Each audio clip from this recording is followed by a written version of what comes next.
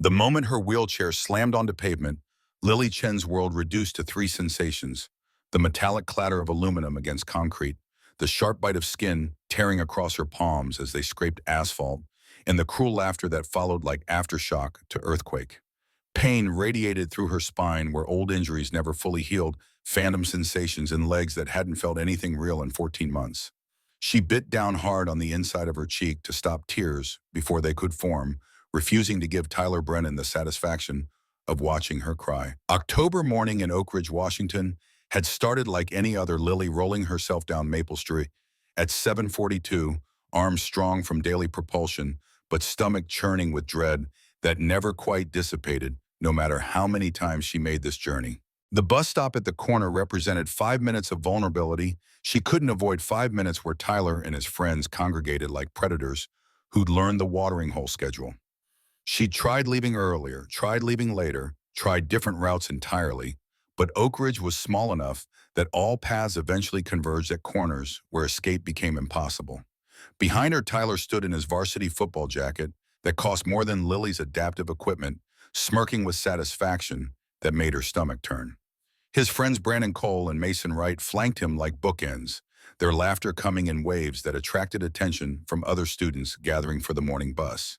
8 other kids total Lily counted through the pain, 8 witnesses who would pretend they hadn't seen anything, who would claim they'd been checking phones or tying shoes or literally anywhere else when called to testify about what really happened. Oops. Tyler's voice dripped with false concern that wouldn't fool anyone willing to look beyond surface performance. Guess you should watch where you are rolling wheels. Pavement's pretty uneven around here.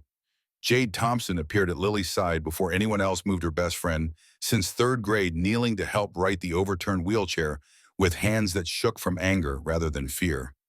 Jade was the only one who'd stood by her through everything, through the accident that wasn't an accident, through the months of rehabilitation and adaptation, through the daily harassment that school administration consistently labeled as misunderstandings or accidents or boys being boys. "You're such a piece of shit, Tyler." Jade's voice carried across the bus stop with volume that made several students look up from their studied ignorance. "Everyone saw what you did. Everyone knows you pushed her chair." Tyler spread his hands in gesture of innocence that might have been convincing if his eyes hadn't gleamed with malicious satisfaction. "I didn't touch her. My foot slipped. Not my fault she can't balance properly." The words landed like physical blows because that was Tyler's particular genius, finding the specific injuries that hurt most and applying pressure until something vital broke. Balance, the thing Lily had lost along with sensation below her waist, the thing that made transfers difficult and falls dangerous and independence precarious. He knew exactly what he was doing, had been perfecting his technique for 14 months, ever since the day his actions had stolen her ability to walk and his father's badge had stolen any possibility of justice. 14 months ago played in Lily's memory with crystal clarity, that trauma burned into neural pathways. School stairwell on third floor late afternoon, when most students had already gone home. Lily walking normally, then carrying physics textbook and notebook covered in equations she'd been working through during lunch. Tyler had cornered her at the top landing, too close, invading space with entitlement that assumed her personal boundaries were suggestions rather than requirements. "Come on, just give me your number. One date. I promise I'll make it worth your time." She tried to be polite, had been raised by her mother to diffuse rather than escalate. "I'm not interested, Tyler. I don't date anyone right now. It's not personal." But Tyler Brennan didn't accept rejection from girls who looked like Lily, didn't believe that daughters of single immigrant mothers had the right to refuse sons of respected detectives. His face had darkened with rage disproportionate to the situation, jaw-clenching in way that should have warned her something worse was coming. "Not interested. You think you're too good for me? You think some rice patty bitch gets to turn me down?" The slur had shocked her into momentary paralysis, the casual racism that transformed her from person to object to target. She'd turned to leave, to put distance between them, to find teacher or administrator or any adult who might intervene before his anger found outlet. But Tyler's hand had shot out, palm connecting with her back, shoving with force that sent her stumbling forward into empty air above concrete stairs. The fall had lasted forever and no time at all. 12 steps, she'd counted them afterward, 12 impacts as her body tumbled and bounced and finally landed at the bottom in position that human spine wasn't designed to achieve. The physics textbook had scattered pages across the landing like white birds taking flight. Her notebook had slid under the water fountain equations, bleeding blue ink into puddles. And Lily had lain there unable to move, unable to breathe properly, feeling something fundamental and irreversible break inside her body. Miguel Ortiz, the janitor who'd been cleaning classrooms down the hall, had witnessed everything, had rushed to help her, had called 911 with shaking hands, had told the responding officers exactly what he'd seen. Tyler Brennan pushed this girl down the stairs deliberately after she rejected his advances. The EMTs had arrived within 7 minutes. Detective Robert Brennan, Tyler's father, had arrived within 10. What happened next, Lily knew only through pieced-together testimony and her mother's furious recounting. Detective Brennan had taken Miguel aside, away from other officers, away from witnesses who might have recorded their conversation. The janitor had emerged 15 minutes later, pale and shaking, suddenly uncertain about what he'd observed. Maybe the girl had just fallen. Maybe he'd been too far away to see clearly. Maybe he'd misinterpreted what happened because his English wasn't perfect and he'd been confused by the situation. The other officers, seeing a respected detective's involvement in a janitor's suddenly uncertain testimony, had written their reports accordingly. Tragic accident, no evidence of foul play. Tyler Brennan had provided statement full of concern and sadness, claiming he had been walking behind Lily when she'd inexplicably stumbled and fallen. He'd been traumatized by witnessing such horrible accident. His father had consoled him appropriately. Case closed. Lily had woken in hospital with her mother Sarah's face hovering above her, drawn with exhaustion and grief that came from hours of waiting through surgery. The neurosurgeon had used words like complete spinal cord injury and T12 vertebra and permanent paralysis, clinical terms that translated to "your daughter will never walk again." Sarah had held Lily's hand while delivering the news, voice steady, despite tears streaming down her face, Army veteran training, keeping her composed even as her world shattered. "We'll adapt, we'll survive. We're Chens, we don't break, we bend and grow stronger." But bending had proven harder than either anticipated. The months of rehabilitation, learning to navigate world designed for people with working legs. The financial strain of medical bills and adaptive equipment that insurance covered grudgingly, if at all. The social isolation as friends drifted away, uncomfortable with disability that reminded them of their own vulnerability. And Tyler appearing at school after 2 weeks suspension that administration had labeled compassionate leave to process his trauma from witnessing such horrible accident. He'd approached her the first day back, surrounded by teammates who served as audience and backup. His voice had been loud enough for everyone in hallway to hear. "Hey, Lily, I'm really sorry about your accident. If there's anything I can do to help, just let me know." The performance had been flawless, concerned classmate offering support. Only his eyes had revealed truth, cold satisfaction, possessive triumph, unspoken message, that this was what happened to girls who rejected Tyler Brennan. "You said no. Look what it cost you. Remember this." And he'd been making her remember ever since. The daily harassment calibrated to exist just below threshold where administration would be forced to intervene, blocking her path in hallways, then claiming he hadn't seen her chair, making jokes about wheelchair racing and asking if she needed help reaching things on high shelves, voice dripping with false concern that fooled no one but gave plausible deniability. Recruiting friends to participate in campaign of low-level psychological torture designed to remind Lily that she was vulnerable, isolated, and powerless to stop him. She'd reported incidents to Principal David Morrison 9 times over 14 months. Each time Morrison had listened with expression, suggesting he was performing obligation rather than actually hearing her. Each time his response had followed predictable script: boys will be boys, teenagers can be insensitive. Maybe if you didn't take everything so seriously, people wouldn't target you. Have you considered that your defensive attitude might be contributing to social difficulties? The subtext was always clear. Tyler Brennan was a star football player whose family donated generously to athletics program. Tyler's father was decorated police detective whose goodwill the school district needed for safety initiatives. Tyler's future held college scholarships and community prominence that would reflect well on Oak Ridge High's reputation. Lily Chen was wheelchair-bound daughter of single immigrant mother whose presence in school created accessibility complications and whose accusations threatened to expose institutional failures. The cost-benefit analysis wasn't complicated for someone prioritizing his own career over student welfare.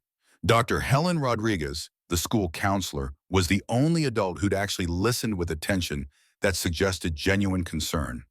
She documented every incident Lily reported, had tried to escalate concerns to administration, had pushed back against Morrison's dismissive responses. But counselors held advisory rather than disciplinary power, and Morrison had made clear that unless Lily could provide video evidence of serious assault, the school wouldn't pursue action that might jeopardize their excellent rating and the state funding tied to maintaining positive metrics. So Lily had learned to navigate a world where justice was a theoretical concept that didn't apply to her actual circumstances. She'd learned that systems existed to protect themselves rather than the vulnerable people they claimed to serve.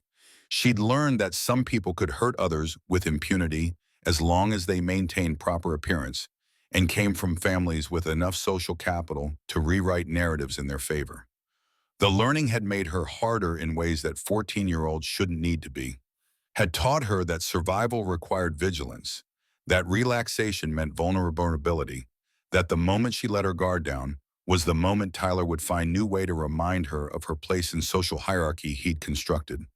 This morning had been no different except for the physical violence that crossed-line Tyler usually avoided.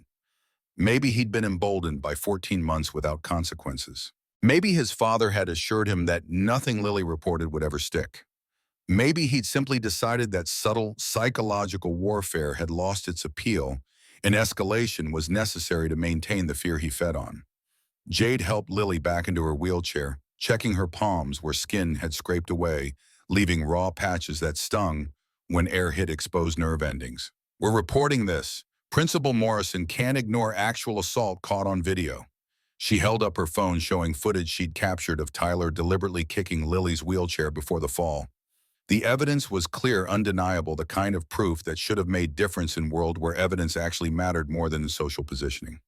Tyler saw the phone and something shifted in his expression. Not fear exactly, but recalculation, assessment of whether this particular escalation might actually produce consequences his father couldn't erase.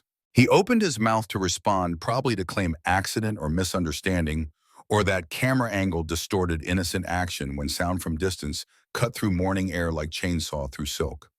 The rumble started low, almost subliminal vibration that Lily felt through her wheelchair before she consciously registered it as noise. Then it grew, building in volume and depth until it became impossible to ignore. Motorcycle engines. Not one or two, but many. Dozens.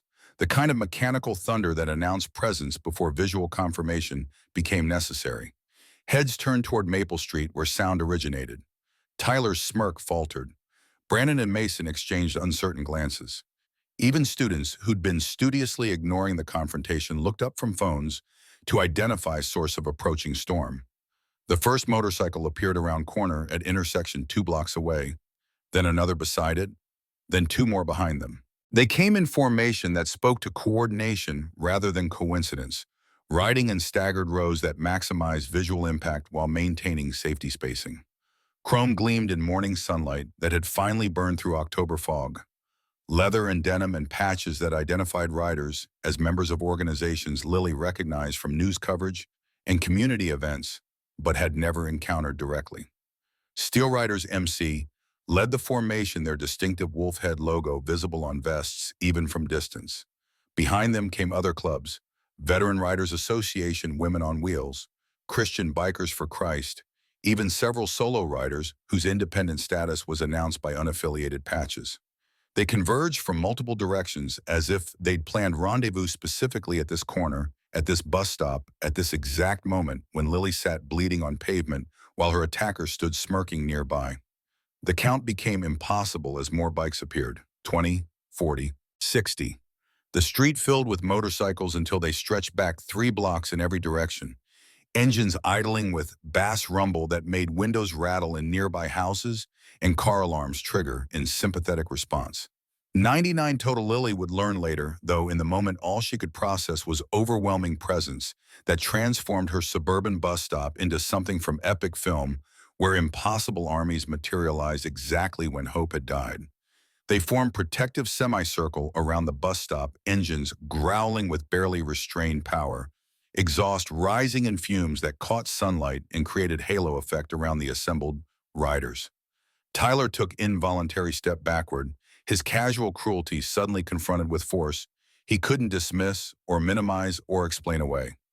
Brandon and Mason actually retreated several feet, their role as supporting cast losing all appeal when stage filled with actors who commanded attention through presence alone. The lead rider cut his engine. The sound died with finality that drew focus to him, specifically tall man, whose leather vest bore President patch beneath Steel Rider's logo. Others followed his example until 99 engines fell silent in cascade that left morning air trembling with residual vibration. The silence felt heavier than the noise had been pregnant with expectation and judgment that didn't require words to communicate absolute clarity of position. He dismounted with movements that suggested military training or law enforcement background, economical and purposeful, without wasted motion. His face carried history written in scars and weathering thin white line through left eyebrow, deeper crease along jaw that spoke to knife rather than accident, gray threading dark hair and beard in patterns that suggested late 40s or early 50s.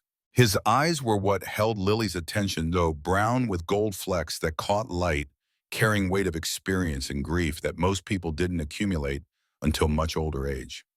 He walked directly to Lily boots, hitting pavement with rhythm that matched heartbeats she could feel pounding in her own chest.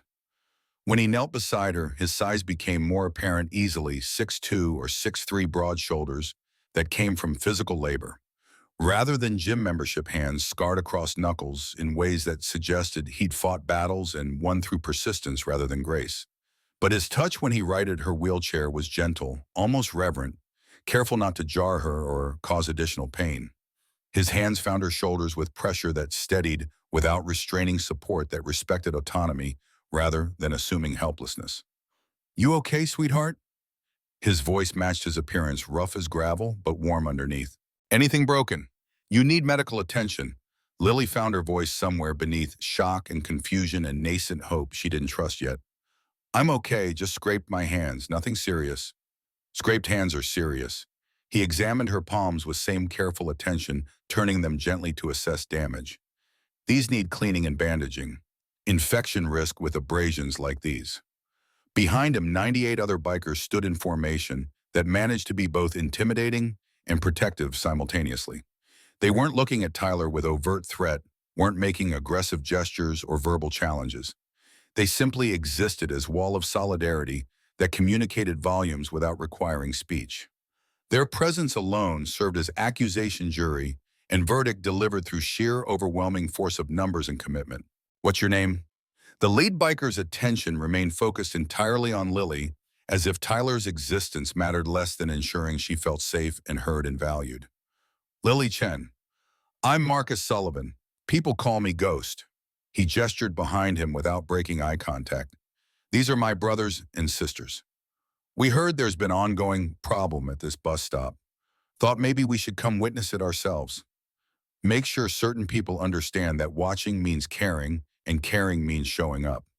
The implication hung in air like smoke, impossible to ignore. These 99 strangers hadn't appeared by accident. Someone had told them about Lily's situation, had provided enough detail for them to identify exact location and timing, had convinced them that intervening was worth coordinating this massive display of solidarity. Movement in Lily's peripheral vision resolved into another biker stepping forward, removing his helmet to reveal a face that made her breath catch in throat. Asian features, familiar bone structure, eyes that matched her own in shape, if not in age-weathered depth. Recognition hit like electricity. Uncle James Chen hadn't changed much in 8 years except for gray, touching his temples and lines around eyes that suggested life lived outdoors. He moved with same athletic grace she remembered from childhood, visits before the estrangement, before her mother had decided his lifestyle choices were too dangerous and unstable to allow in Lily's life. He knelt beside Marcus with expression, mixing guilt and determination and love. That distance hadn't diminished. "Hey, Lilybug, been too long, way too long." His voice cracked on the nickname he'd given her when she was 4, when he'd been her favorite uncle, who taught her card tricks and told stories about traveling cross-country on motorcycles seeing America's hidden corners. For Sarah had declared him persona non grata before family dinner arguments had escalated into shouting matches about responsibility and maturity and what kind of influence bikers provided for impressionable young girls. Mom said you moved to Montana. She said you didn't want contact anymore. Your mom said a lot of things that weren't exactly true. I tried to reach out, tried to maintain relationship. She made clear my presence wasn't welcome. Pain flickered across his features. But I never stopped caring, never stopped checking in from distance. And when I found out what happened to you, what that piece of shit did to you, I came home immediately. Context assembled itself through his words and the timing of this intervention. James had found out about the stairs incident, about Tyler's campaign of harassment, about systems' failure to protect her. He'd brought this to his motorcycle club, to Marcus specifically, and somehow convinced 99 riders to show up at 7:45 on Tuesday morning to make statement that couldn't be ignored or minimized or explained away. How did you know? Lily looked between Marcus and James. How did you know to come today, right now? James pulled out phone showing text from Jade Thompson sent 20 minutes earlier. At bus stop, Tyler escalating. Lily's in danger. The message was accompanied by Jade's location pin marking exact coordinates. Your friend reached out to me 2 weeks ago through social media. Said she was worried that harassment was getting worse, that she didn't know who else to ask for help. So I told her to contact me if situation became urgent. His jaw clenched. I should have been here all along. Should have fought harder to stay in your life. I'm here now. We're all here now. The school bus rounded corner, yellow paint bright against gray morning diesel engine, adding its rumble to the residual vibration still hanging in air. The driver, elderly woman whose name badge read Margaret Sullivan, no relation to Marcus despite shared name, stopped with expression, cycling through confusion to alarm to recognition as she processed scene before her. She opened doors, descended steps with practiced caution. What's going on here? Is someone hurt? Marcus stood, his height and presence commanding attention. Ma'am, I'm Marcus Sullivan, president of Steel Riders, MC. One of your students was just assaulted by another student. We happened to be in area conducting Ride for Charity and witnessed the incident. We're ensuring the victim receives appropriate care before continuing our day. His tone was respectful, deliberately casual, framing the presence of 99 bikers as fortunate coincidence rather than organized intervention. The fiction was transparent, but gave Margaret framework to process situation without requiring her to acknowledge what everyone present understood was coordinated response to ongoing injustice. Margaret looked at Lily with concern that seemed genuine. Lily, honey, are you all right? Do you need to go to hospital? I'm okay, Mrs. Sullivan, just scraped hands. Uncle James is here, he can help me. Uncle, Margaret's confusion deepened as she tried to map relationships and understand how a family member happened to be part of this particular gathering. James moved to Lily's side. I'll help her onto the bus, make sure she's settled safely. Marcus, can you and a few others assist with the lift? What followed was choreographed with precision that came from people who'd practiced helping those with mobility challenges. Marcus and 3 other bikers worked the bus's wheelchair lift, guiding Lily up with gentleness that contrasted sharply with their intimidating appearance. They secured her chair in designated space, double-checking. Restraints were properly engaged, treating her with care that acknowledged both her capability and her vulnerability. Before they finished, Marcus reached into his vest pocket and pulled out business card, placing it in Lily's hand with pressure that communicated significance. Steel Riders MC, that's our clubhouse, address, and phone number. If you ever need anything, if he ever touches you again, if anyone makes you feel unsafe, you call this number. Day or night. Someone will answer. Someone will come. That's a promise. Lily clutched the card like talisman, feeling its weight despite being just laminated paper. Why are you doing this? You don't even know me. Marcus's expression shifted, grief flickering across features before he controlled it. Let's just say I understand what it's like when systems fail to protect kids who need protection. When adults look away because intervening is inconvenient or politically complicated. I couldn't help someone I loved. Maybe I can help you. The words carried layers of meaning Lily couldn't fully parse in the moment, suggestions of personal tragedy that motivated his involvement beyond abstract principle. He stood, nodded to James, then exited bus, leaving Lily surrounded by students whose expressions had transformed from studied ignorance to shock and grudging respect. Outside, 99 bikers remained in formation around Tyler, who stood pale and shaking with confidence, completely eroded. Brennan and Mason had actually retreated to far side of bus stop, wanting distance from whatever was about to happen. The other 8 students watched with phones raised, documenting moment that would be shared and reshared across social media within minutes of occurring. Marcus walked directly to Tyler with measured pace that suggested complete control over situation, despite lacking any official authority. He stopped close enough that Tyler had to look up to meet his eyes, close enough that the size differential became impossible to ignore. "We know who you are." Marcus's voice remained conversational volume barely above normal speech, but carrying in morning stillness with perfect clarity.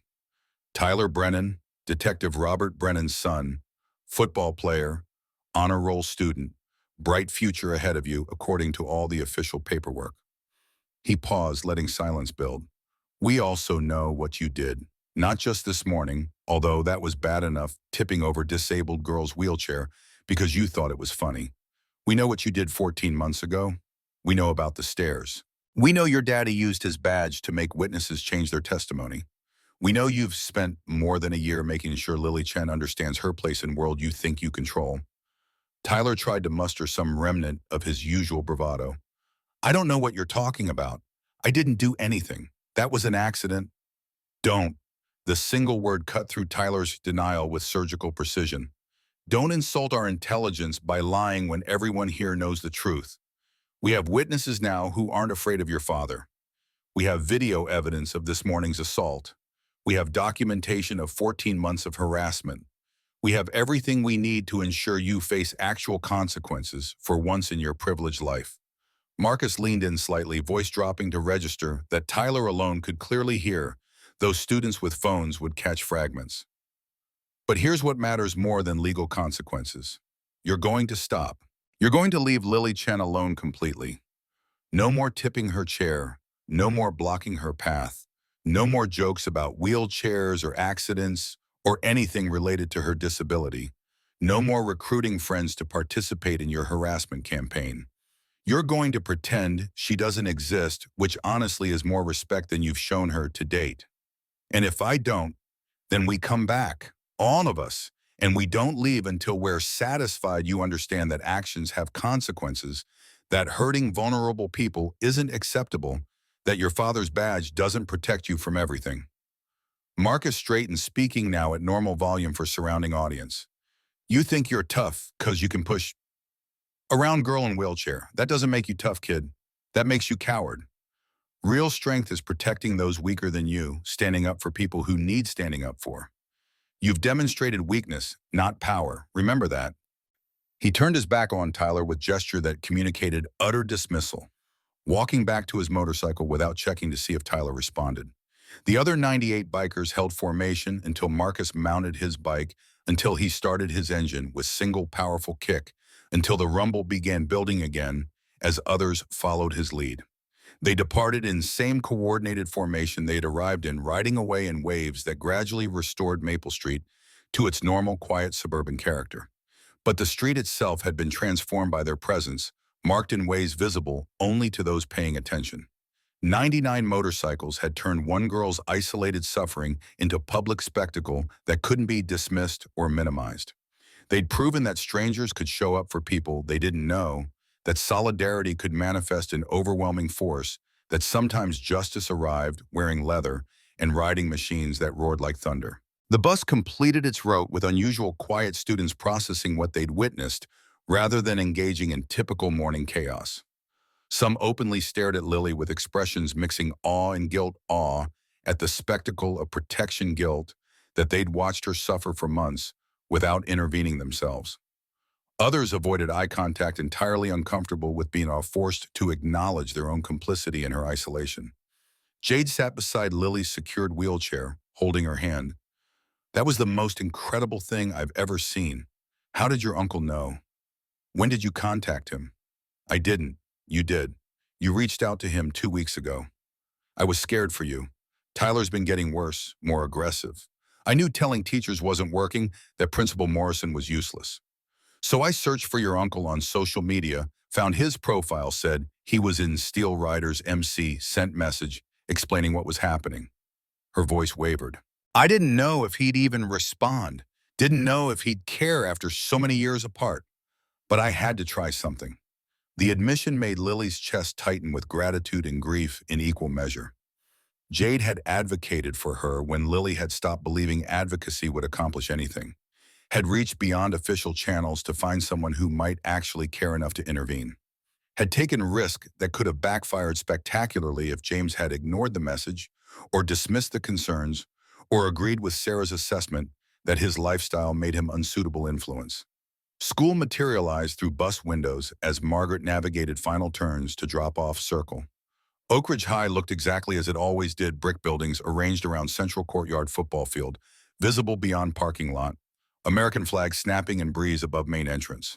But everything felt different, now transformed by knowledge that Lily wasn't alone anymore, that witnesses existed beyond school administration's control, that Tyler's impunity had finally encountered force capable of challenging it. Students began disembarking with usual shuffle and noise. Several paused to look at Lily as they passed, some offering tentative smiles or nods that acknowledged shared experience. Maya Rodriguez, sophomore, who'd been on receiving end of Tyler's cruelty before Lily became primary target, stopped at wheelchair level. I'm glad someone finally stood up for you. I should have. I'm sorry I didn't. The apologies came in waves as morning progressed, guilt manifesting in awkward conversations and offers of help that Lily didn't necessarily need but appreciated nonetheless.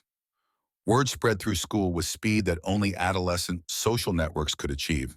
Video of the biker confrontation circulated across multiple platforms, views climbing into thousands within first hour. Local news picked up story by lunch, framing it as "Bikers Defend Disabled Teen," with footage and interviews from witnesses. Principal Morrison's response came at 1:15 when his secretary called Lily to main office over PA system. She rolled through familiar hallways with sense of foreboding that 14 months of experience had taught her to trust. Morrison's office smelled like coffee and institutional furniture, polished walls, decorated with diplomas and photos showing him shaking hands with local politicians and business leaders. He sat behind his desk wearing expression that mixed concern with a calculation, performance of caring administrator, overlaying strategy session about damage control. Miss Chen, I understand there was an incident at the bus stop this morning involving some motorcycle club members. I want to assure you that we take student safety very seriously, and we can't have outside groups intimidating our students on school property or at official bus stops. The framing was carefully constructed to position the bikers as problem, rather than Tyler's assault that had prompted their arrival. Lily felt familiar anger rising. They weren't intimidating anyone except the person who just pushed me out of my wheelchair. They were protecting me from ongoing harassment that I've reported to you 9 times without any action being taken. Morrison's jaw tightened fractionally. Those reports were investigated appropriately. We found insufficient evidence to support disciplinary action beyond counseling. But this morning's incident is different. We have video evidence of the altercation between you and Tyler, and we'll be addressing it according to our standard protocols. Altercation. You're calling assault an altercation. Tyler deliberately kicked my wheelchair and caused me to fall. That's not altercation, that's battery against disabled person. Let's not use inflammatory language, Miss Chen. What happened was serious, absolutely, but characterizing it as targeted hate crime serves no one's interests. Tyler will receive appropriate consequences. What consequences? Suspension for 2 days, mandatory counseling, he'll ignore. Oh, meanwhile, I'm supposed to continue attending school with someone who put me in wheelchair and has spent 14 months making sure I never forget it. Morrison's mask slipped enough to show irritation underneath. The original incident was thoroughly investigated and ruled accidental. If you continue making unsubstantiated accusations, I'll have to involve the school district's legal counsel regarding defamation concerns. The threat landed with familiar weight. This was how systems protected themselves, by threatening victims who spoke truth, by reframing accountability as attack, by positioning institutional failure as victims' unreasonable demands. Lily had encountered this dynamic enough times to recognize the script. Is that all, Principal Morrison? I need you to understand that we cannot allow outside groups to involve themselves in school matters. If those bikers return to school property or contact you in ways we deem inappropriate, we'll need to notify law enforcement. For your own protection, of course. The warning was transparent: report the bikers as problem, position them as threat, use systems authority to isolate Lily from the only people who'd actually protected her. She stood to leave without responding, rolling toward door with Marcus's business card burning in her pocket, like coal still holding heat. The rest of school day passed in blur of attention Lily neither wanted nor knew how to process. Teachers who'd previously treated her with distant sympathy now showed overt concern, asking repeatedly if she needed anything, if she felt safe, if there was support they could provide. The change felt performative, response to viral video and potential liability, rather than genuine care for student they'd been content to overlook when her suffering was less public. Tyler didn't attend afternoon classes. Rumor suggested he had been sent home after emergency meeting with his father, though whether this represented genuine disciplinary action or protective isolation remained unclear. His friends Brandon and Mason kept visible distance from Lily, no longer willing to participate in harassment campaign now that witnesses existed who might actually hold them accountable. Jade walked Lily to bus stop after final bell, both of them hyper-aware of potential confrontation or retaliation. But the corner was quiet except for usual students, no sign of Tyler or his usual entourage. The bus arrived on schedule. Margaret helped with lift expression, sympathetic. "You doing okay, honey? Today's been a lot." "I'm surviving, same as always." "You're doing more than surviving. You're standing up for yourself. That takes courage most adults don't have." Margaret's voice dropped to confidential volume. "Between you and me, I've been driving bus routes for 30 years. Seen plenty of bullies who get away with cruelty because adults don't want to deal with complicated situations. What those bikers did this morning, that's what community should look like. People showing up for each other when systems fail." The validation from unexpected source made Lily's throat tight with emotion she didn't trust herself to express. She nodded thanks, let Margaret secure her chair, then spent bus ride watching Oak Ridge pass by through windows that framed familiar landscape with new significance. James had been part of this town all along, just invisible to her, because Sarah had enforced separation. Steel Rider's MC existed in communities she'd never thought to seek out. Protection had been available if only she'd known where to look.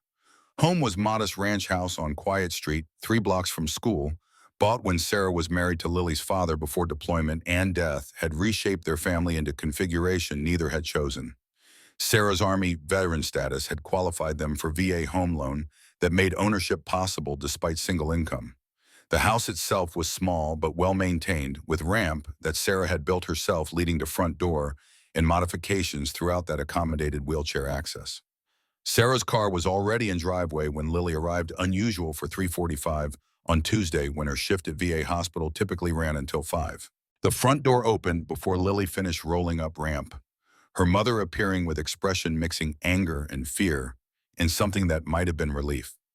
"Inside, now, we need to talk." The tone carried military command structure that Sarah sometimes defaulted to under stress, sergeant giving orders to subordinate. Lily complied without argument, rolling into living room where Sarah paced with energy that suggested she'd been waiting for hours rather than minutes. "What the hell happened this morning? I get call from Principal Morrison saying my daughter was involved in incident with motorcycle gang. Then I see video online showing 99 bikers surrounding your bus stop. Then James, who I haven't heard from in 8 years, sends me text saying we need to talk immediately. So start from beginning and tell me everything." Lily recounted the morning chronologically, from Tyler pushing her wheelchair to the biker's arrival to Marcus's intervention to school administration's response. Sarah listened with face cycling through emotions faster than Lily could catalog them: military discipline, warring with maternal fury. James did this. James called his biker friends and staged this massive intervention without consulting me, without asking permission, without considering consequences. The consequence is that Tyler stopped. The consequence is that people are finally paying attention. The consequence is that someone actually showed up to protect me when every official channel failed. Lily's voice rose despite intention to stay calm. "You told me to report harassment to administration." "I did. 9 times. Nothing changed. You told me to document incidents. I did. It made no difference. You told me the system would eventually work. It didn't. So James found different system one that actually functions. Sarah stopped pacing, her anger shifting targets. You're right. I'm not mad at James. Not really. I'm mad at myself for letting pride and old arguments prevent me from asking for help. I'm mad at school for failing you so completely. I'm mad at that boy and his corrupt father for thinking they could hurt you without consequences. But James, her voice cracked. James did what I couldn't, protected you when I couldn't figure out how. The doorbell rang at 5:30 with aggressive insistence that suggested visitor wasn't making polite social call. Sarah checked window expression, darkening. Detective Brennan, stay here. She opened door without invitation for entry, blocking threshold with body language that communicated this wasn't friendly visit. Robert Brennan stood on porch in civilian clothes, detective shield, clipped to belt face flushed in way that suggested alcohol consumption on top of inherent anger. Even from living room, Lily could smell whiskey, could hear slight slur in words that should have been precisely articulated. You think you can sick your biker trash friends on my son? You think you can embarrass me with this public spectacle? I've got news for you. I can make your life very difficult.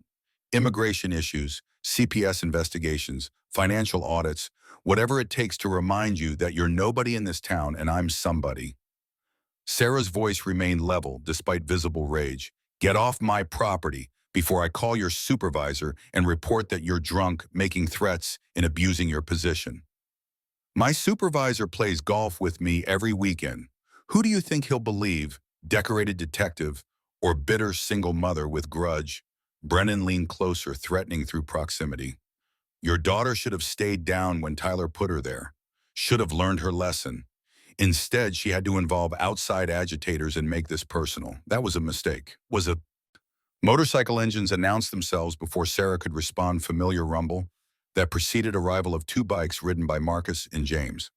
They pulled into driveway, slowly, deliberately parking with casual confidence that suggested they'd been in neighborhood coincidentally, rather than maintaining protective watch over Sarah's house since afternoon. Marcus dismounted with unhurried grace, removing helmet to reveal expression of polite curiosity. Evening detective, beautiful night for a ride. We were just taking scenic route through neighborhood. Public streets, perfectly legal. Brennan turned his rage on easier targets. You stay away from my son. You stay away from my family, or I'll arrest every one of you for harassment, intimidation, criminal threatening.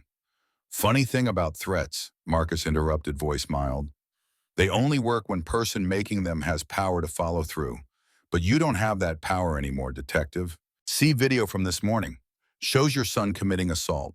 Steel Riders have excellent legal team veterans, affairs lawyers who volunteer for us.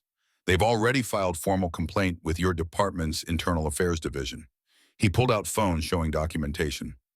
We also located janitor who witnessed original incident 14 months ago, Miguel Ortiz. He's recanted his modified testimony, gone on record describing how you threatened him with deportation to change his statement. That's witness tampering, obstruction of justice. Federal crimes that your golf buddy supervisor can't make disappear. Brennan's face went from red to purple. You can't prove any of that. It's my word against some illegals' claims. Miguel's not illegal. He's documented immigrant working legally. And his testimony is corroborated by medical records showing Lily's injuries were inconsistent with simple fall. By witness statements from other students who were too scared to come forward before. By pattern of behavior your son has displayed over 14 months. James stepped forward. You're done, Robert. Your protection of Tyler ends now. Standoff stretched with tension that promised violence if anyone made wrong move. Finally, Brennan stormed to his car, peeling away from curb with screech of tires that telegraphed impotent rage. Sarah stood in doorway, shaking, adrenaline crash hitting now that immediate danger had passed. Marcus approached porch. Ma'am, I'm Marcus Sullivan. I apologize for not introducing myself properly earlier. Your brother James came to me 3 weeks ago explaining your daughter's situation. We organized this morning's response to ensure Lily's safety. Sarah looked between Marcus and James, calculating, why would you care about girl you don't know? Because 2 years ago, my daughter died. Emma was 16, bright, kind, everything a parent hopes for. She was bullied relentlessly online, and schools said they couldn't control what happened on social media. Police said it was just kids being kids, And I didn't understand severity until I found her body in garage with car running and suicide note explaining she couldn't take the daily humiliation. His voice remained steady despite pain underneath. I failed Emma. I didn't protect her when she needed protection. When James told me about Lily, I saw Emma's story repeating child being failed by every system meant to protect her, adults looking away because intervention was inconvenient. I couldn't save Emma, but maybe I can save other kids. Maybe that's how I honor her memory. Sarah's anger drained, replaced by grief and understanding. I'm so sorry. No parent should lose child that way. No parent should watch their child suffer like Lily has either, which is why we're going to make sure it stops.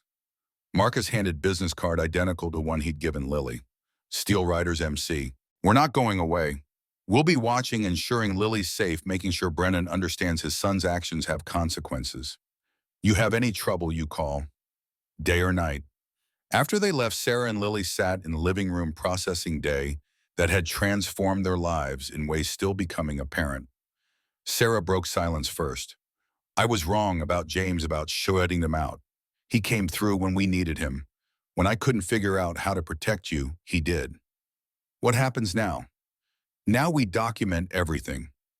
We work with Marcus's lawyers to reopen investigation into original assault. We make sure Tyler faces real consequences. And we rebuild relationship with James because family shows up for family even when they disagree about lifestyle choices. That night, Lily couldn't sleep despite exhaustion. She researched Marcus Sullivan online, finding article from 2 years prior. Local biker president's daughter dies by suicide after cyberbullying campaign. Photographs showed Marcus with girl who looked happy and alive, Emma Sullivan at 15, before cruelty destroyed her. Article detailed how school had failed to intervene, how police had dismissed cyberbullying as not real crime, how parents hadn't realized severity until too late. Emma's suicide note was quoted, I can't keep pretending I'm okay when every day feels like drowning. The bullies win. I'm too tired to keep swimming. Lily cried reading words written by a girl who'd suffered similarly, who'd been failed by same systems in different configuration. Marcus hadn't helped her randomly. He'd helped because he saw his daughter's ghost in Lily's suffering, because preventing another child's pain was how he processed grief too overwhelming to face directly. She clutched his card like lifeline, understanding now what his promise meant. Someone would answer.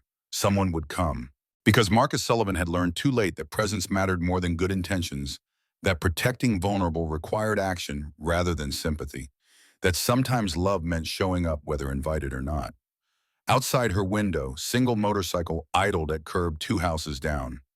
James keeping watch, maintaining protective presence through night when threats felt most immediate. Lily recognized silhouette against streetlight, felt safety that came from knowing family was near. She'd spent 14 months learning that systems failed and justice was theoretical, and power protected itself at cost of vulnerable. But she'd also learned in single morning's intervention that different systems existed, that community could manifest in 99 strangers on motorcycles, that protection sometimes arrived wearing leather and riding machines that roared like thunder. Tyler Brennan had taught her cruelty. Marcus Sullivan was teaching her that strangers could choose kindness. Both lessons would shape who she became, how she moved through world, what she believed about human capacity for good and evil. Morning would bring new challenges, school administration's response, legal proceedings, Tyler's inevitable retaliation. But tonight she was safe, watched over by uncle she'd thought lost, and bikers who'd proven that chosen family sometimes mattered more than blood. Tonight she could sleep knowing that silence had been shattered, that witnesses existed, that systems were finally being forced to acknowledge their failures. The wheelchair sat beside her bed, permanent reminder of what cruelty had stolen. But beside it now sat Marcus's card, reminder that protection existed for those brave enough to seek it, strong enough to accept help when systems failed. Lily Chen had learned to survive alone. Now she was learning what it meant to belong to community that refused to look away when one of their own suffered. The learning was painful, complicated by grief for a girl named Emma, who died before finding her own thunder and steel. But learning was happening. Healing was beginning. And tomorrow, 99 motorcycles stood ready to remind Oak Ridge that children mattered more than convenience, that justice required action rather than paperwork, that sometimes the most powerful thing strangers could do was show up when systems said nobody cared enough to intervene. Thunder had announced itself. Steel had proven its strength, and Lily Chen was finally learning what it meant to be protected. The first week after 99 motorcycles descended on Maple Street passed in uneasy truce that felt more like ceasefire than genuine peace. Tyler Brennan didn't approach Lily directly, maintained visible distance in hallways and cafeteria, even switched his usual route between classes to avoid crossing paths with her wheelchair. To casual observers, this might have suggested problem-solved intervention, successful bully properly chastened. But Lily had learned through 14 months of Tyler's particular brand of cruelty that absence of direct confrontation didn't mean safety, it just meant tactics had evolved beyond easily documented attacks. The first incident came on Thursday. Lily rolled into school parking lot at 7:20 to find her wheelchair's tires completely flat, rubber slashed in patterns, suggesting deliberate vandalism rather than random damage. The cuts were precise, multiple punctures per tire that would require full replacement rather than simple patch repair. No witnesses despite security cameras positioned throughout lot. Footage from relevant angle had somehow corrupted digital file returning error messages when administrators attempted to review it. Principal Morrison called Lily into his office at 9:15 with expressions suggesting inconvenience rather than concern. "Miss Chen, I understand there was damage to your wheelchair. Maintenance has reviewed security footage, but unfortunately the cameras malfunctioned overnight. Without evidence identifying perpetrator, there's little we can do beyond increasing general surveillance and reminding students that vandalism carries serious consequences." The message was clear: prove Tyler was responsible or accept that system couldn't help her. Never mind that wheelchair vandalism represented particularly cruel targeting of her specific disability, that functional mobility equipment was medical necessity rather than simple property. Morrison's calculus prioritized avoiding conflict with Brennan family over ensuring disabled students' safety and access. No.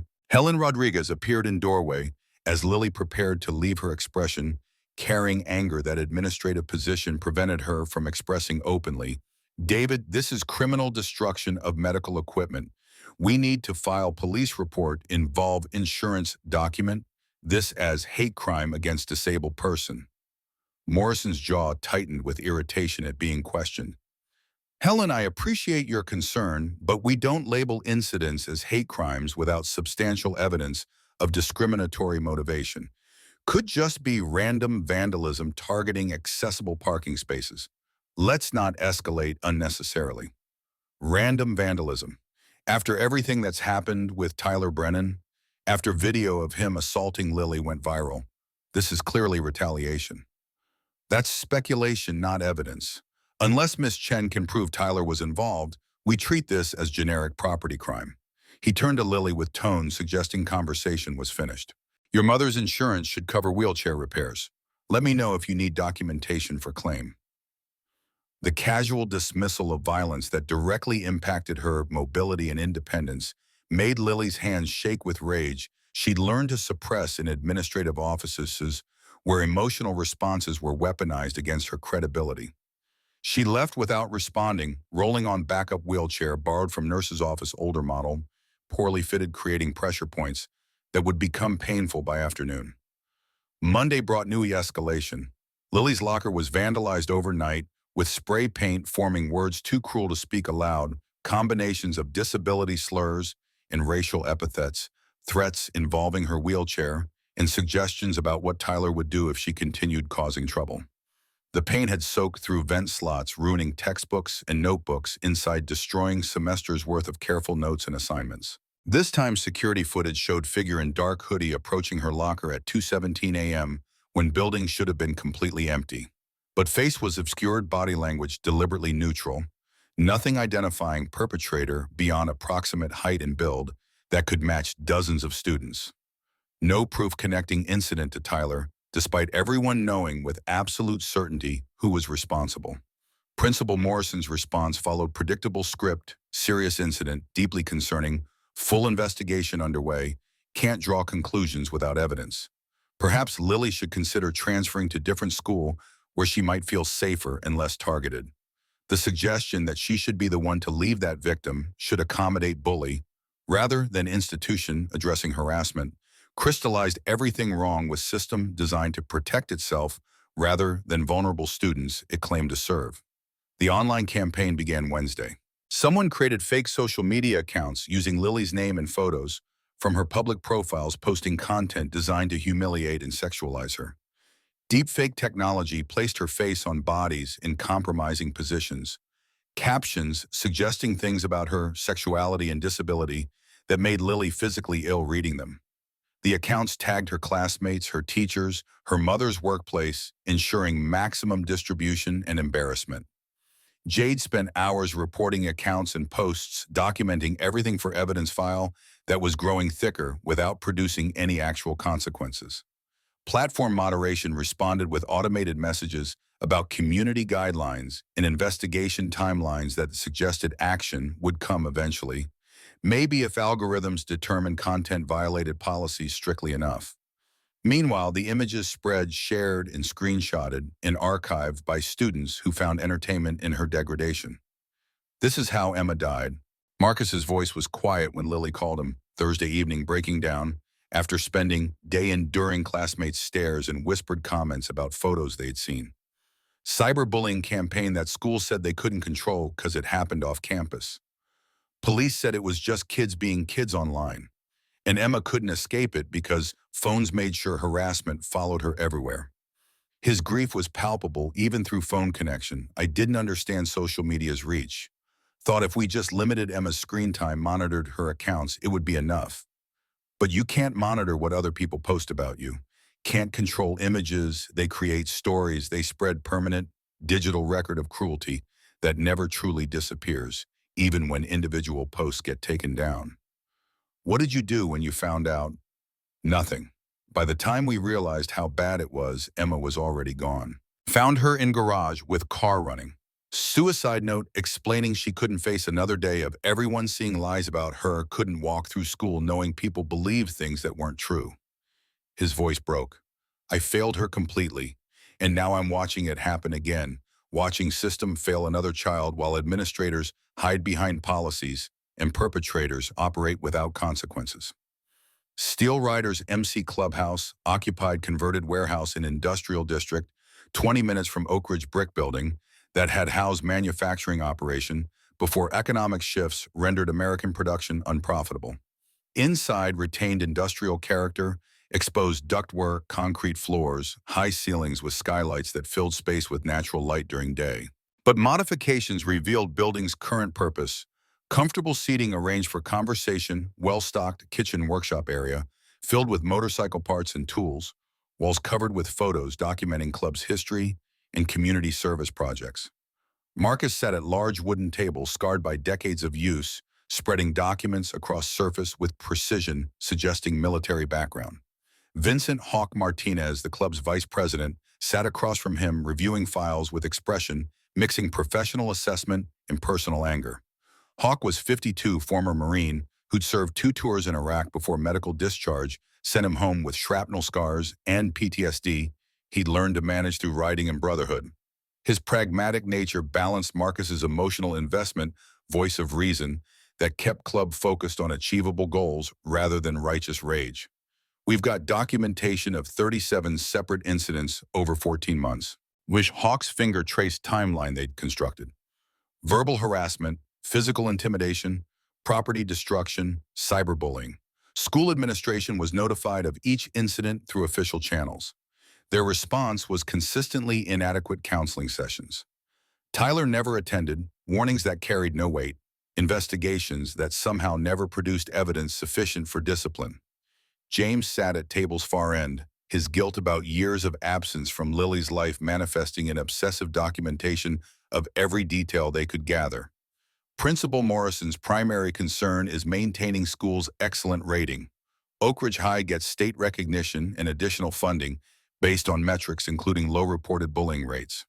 So administration has institutional incentive to minimize incidents, classify harassment as personal conflicts rather than systematic campaigns.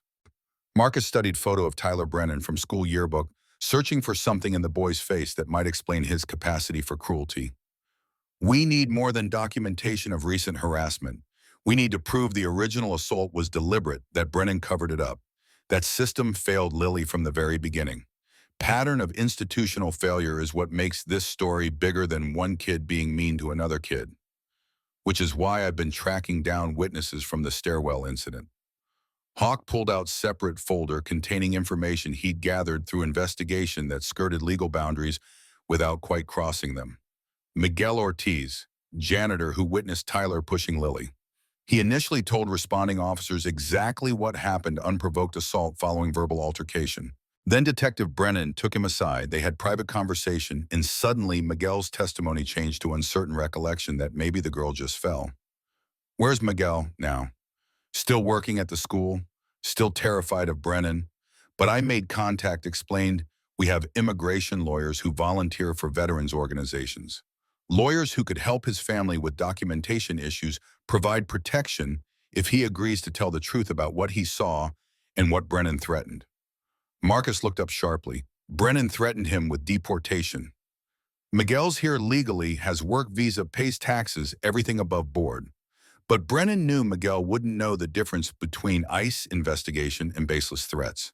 So Brennan told him that speaking honestly would result in his entire family being detained and deported. Miguel has wife and 3 children, all born here, all American citizens. But when cop with badge tells you that testifying will destroy your family, you don't ask for clarification, you do what he says. The manipulation was textbook abuse of authority. Detective using badge to obstruct justice and protect his son from consequences of criminal assault. Marcus felt familiar rage building, same fury that had consumed him after Emma's death, when he'd learned how many adults had looked away while his daughter suffered. But Hawk's pragmatic presence reminded him that rage without strategy accomplished nothing except satisfying emotional needs that should be secondary to protecting vulnerable people. Can we get Miguel's testimony on record, video documentation that can't be dismissed or buried? Already done. Hawk pulled out tablet showing recorded statement. Miguel sat in Steel Rider's clubhouse, face showing fear, warring with relief at finally telling truth he'd carried for 14 months. I saw everything. Was cleaning classrooms on 3rd floor, heard shouting from stairwell. Tyler Brennan was angry, calling the girl terrible names, racial slurs. She tried to walk away, and he pushed her hard, both hands on her back. She fell down all 12 stairs, hit the bottom, and didn't move. I ran to help, called 911 immediately. Miguel's hands trembled in the recording. Detective Brennan arrived before ambulance left. He took me away from other officers, told me if I testified honestly about what I saw, he would call immigration enforcement. Said they would raid my home, detain my family, separate my children from their mother. Said even though my papers are legal, they could make life so difficult that we'd wish we'd never come to America. I was terrified. So I told them maybe I didn't see clearly, maybe the girl just fell, maybe I was mistaken about what happened. The recording continued with Miguel describing year of guilt watching Lily suffer in wheelchair while knowing he could have prevented Tyler from escaping justice if only he'd been braver. Hawk's voice came from off-camera asking about compensation or coercion from Steel Riders, establishing for legal record that testimony was voluntary and uninfluenced by improper pressure. Miguel's response was clear. Nobody paid me. Nobody threatened me. These men offered to help my family with legal documentation, yes, but made clear the help wasn't conditional on my testimony. I'm speaking now because I can't live with staying silent anymore. That girl deserves truth. Her mother deserves truth. And Detective Brennan needs to face consequences for abusing his authority to cover up crime his son committed. Marcus closed the tablet with satisfaction that came from finally possessing evidence strong enough to pierce institutional resistance. This changes everything. We're not just alleging cover-up. We can prove obstruction of justice, witness intimidation, abuse of authority. Brennan threatened federal investigation witness to protect his son from assault charges. That's not something his golf buddy supervisor can make disappear. So what's the play? James leaned forward with intensity born from personal investment in his niece's justice. We go public. Bigger than social media, bigger than local news. We present evidence to school board in open session where media will cover it, where community members will witness administration's failures documented in undeniable detail. We force system to acknowledge what it's been hiding, make institutional failure so visible that they can't dismiss it as one family's complaints anymore. Hawk's expression showed concern about strategy's potential complications. School board confrontation could backfire. We show up in force with accusations and evidence. They could frame us as outside agitators trying to intimidate elected officials. Could give them excuse to double down on protecting Morrison and dismissing our concerns as biker gang overreach. Which is why we don't just show up angry. Marcus pulled out folder containing information about Emma's case materials he'd compiled after her death, when rage had driven him to understand exactly how many failures had accumulated to kill his daughter. We show up prepared. We present facts, statistics, expert testimony. We demonstrate that Lily's case isn't an isolated incident. It's a pattern of institutional failure to protect vulnerable students. And we make clear that Emma died because similar pattern killed her before adults bothered to intervene effectively. The Oak Ridge School Board met second Tuesday of every month in district administration building sessions open to public as required by state law. Attendance typically ranged from 5 to 15 people, parents with specific grievances, teachers advocating for resources, occasional community activists monitoring expenditures. Board members treated these sessions as formalities, approving superintendent's recommendations, with minimal discussion and public comment periods that rarely generated controversy worth noting in meeting minutes. November's session drew crowd that overwhelmed normal attendance by order of magnitude. 50 Steel Riders members arrived 30 minutes before scheduled, start filling public seating area and lining walls when chairs ran out.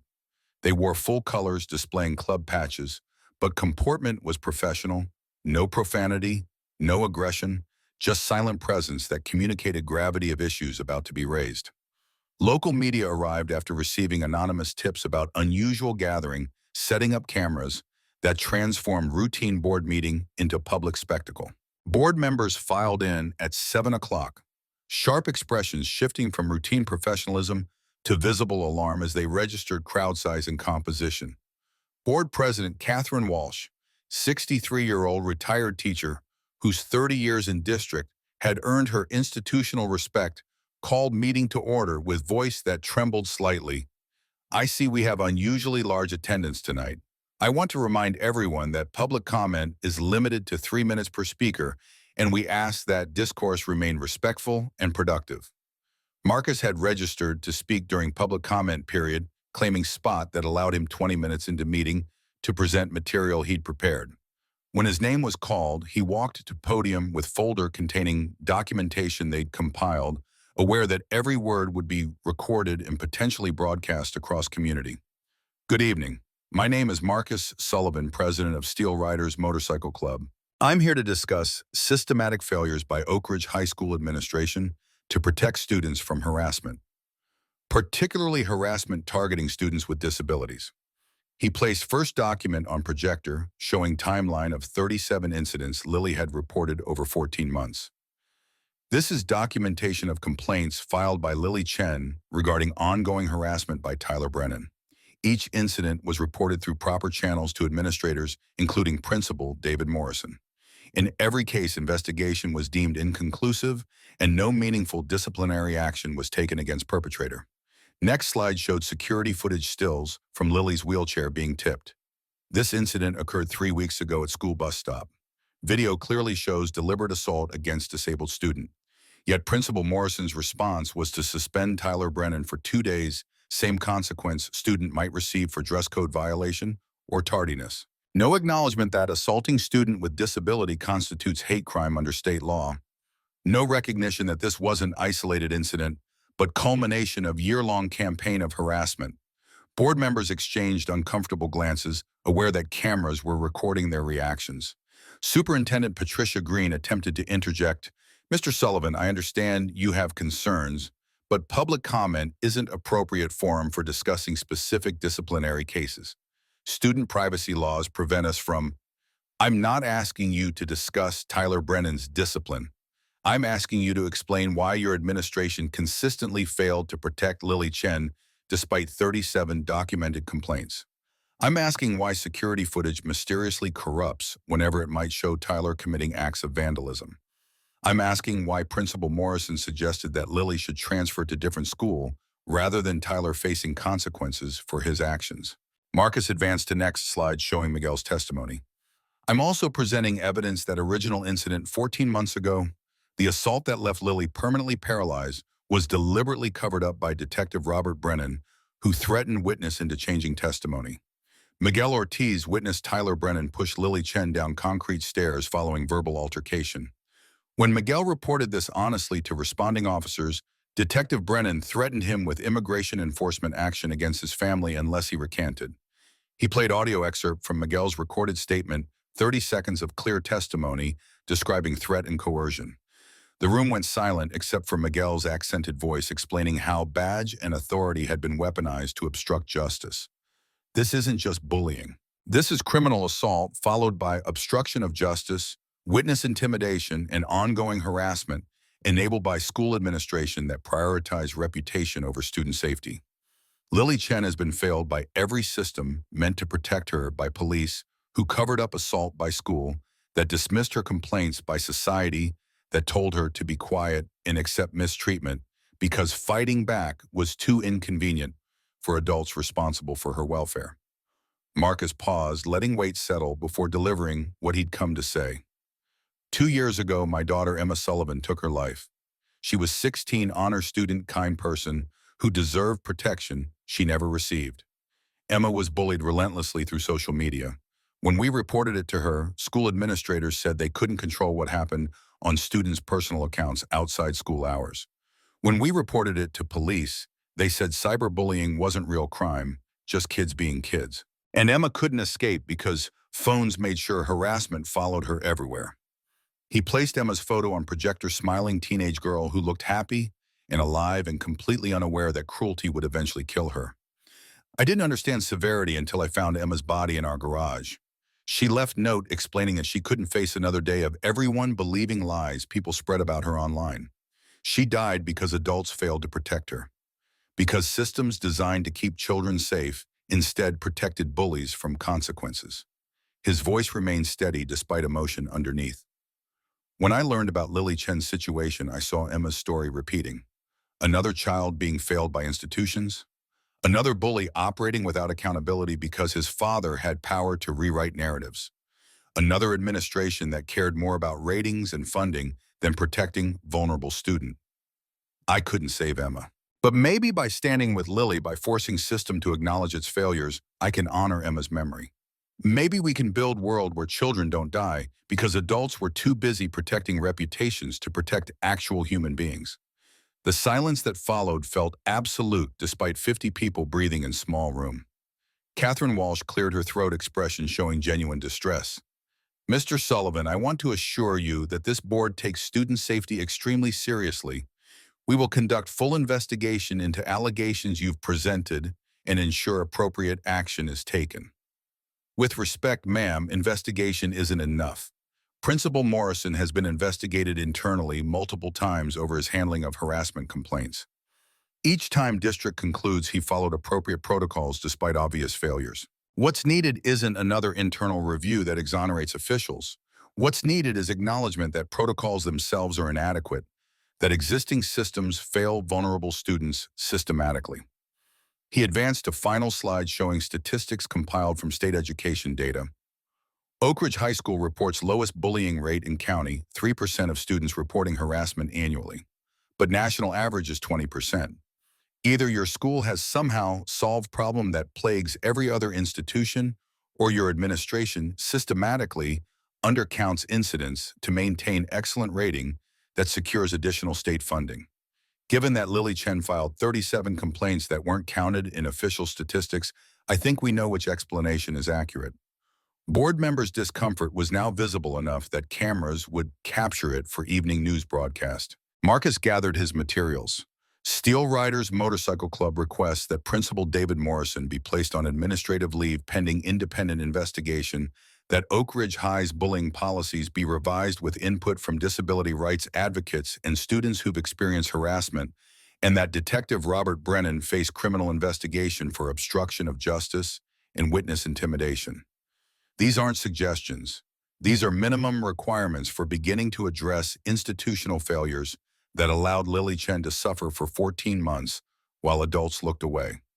The meeting continued another 90 minutes with additional speakers echoing Marcus's concerns and board members promising action that community had learned to doubt until demonstrated through concrete changes. Media coverage that night framed story as bikers demand accountability for bullying, with footage of Marcus holding Emma's photo and describing his daughter's death, generating emotional responses across social media platforms. By Friday morning, Principal Morrison was placed on paid administrative leave pending investigation. Detective Brennan was suspended from duty while Internal Affairs reviewed Miguel's testimony.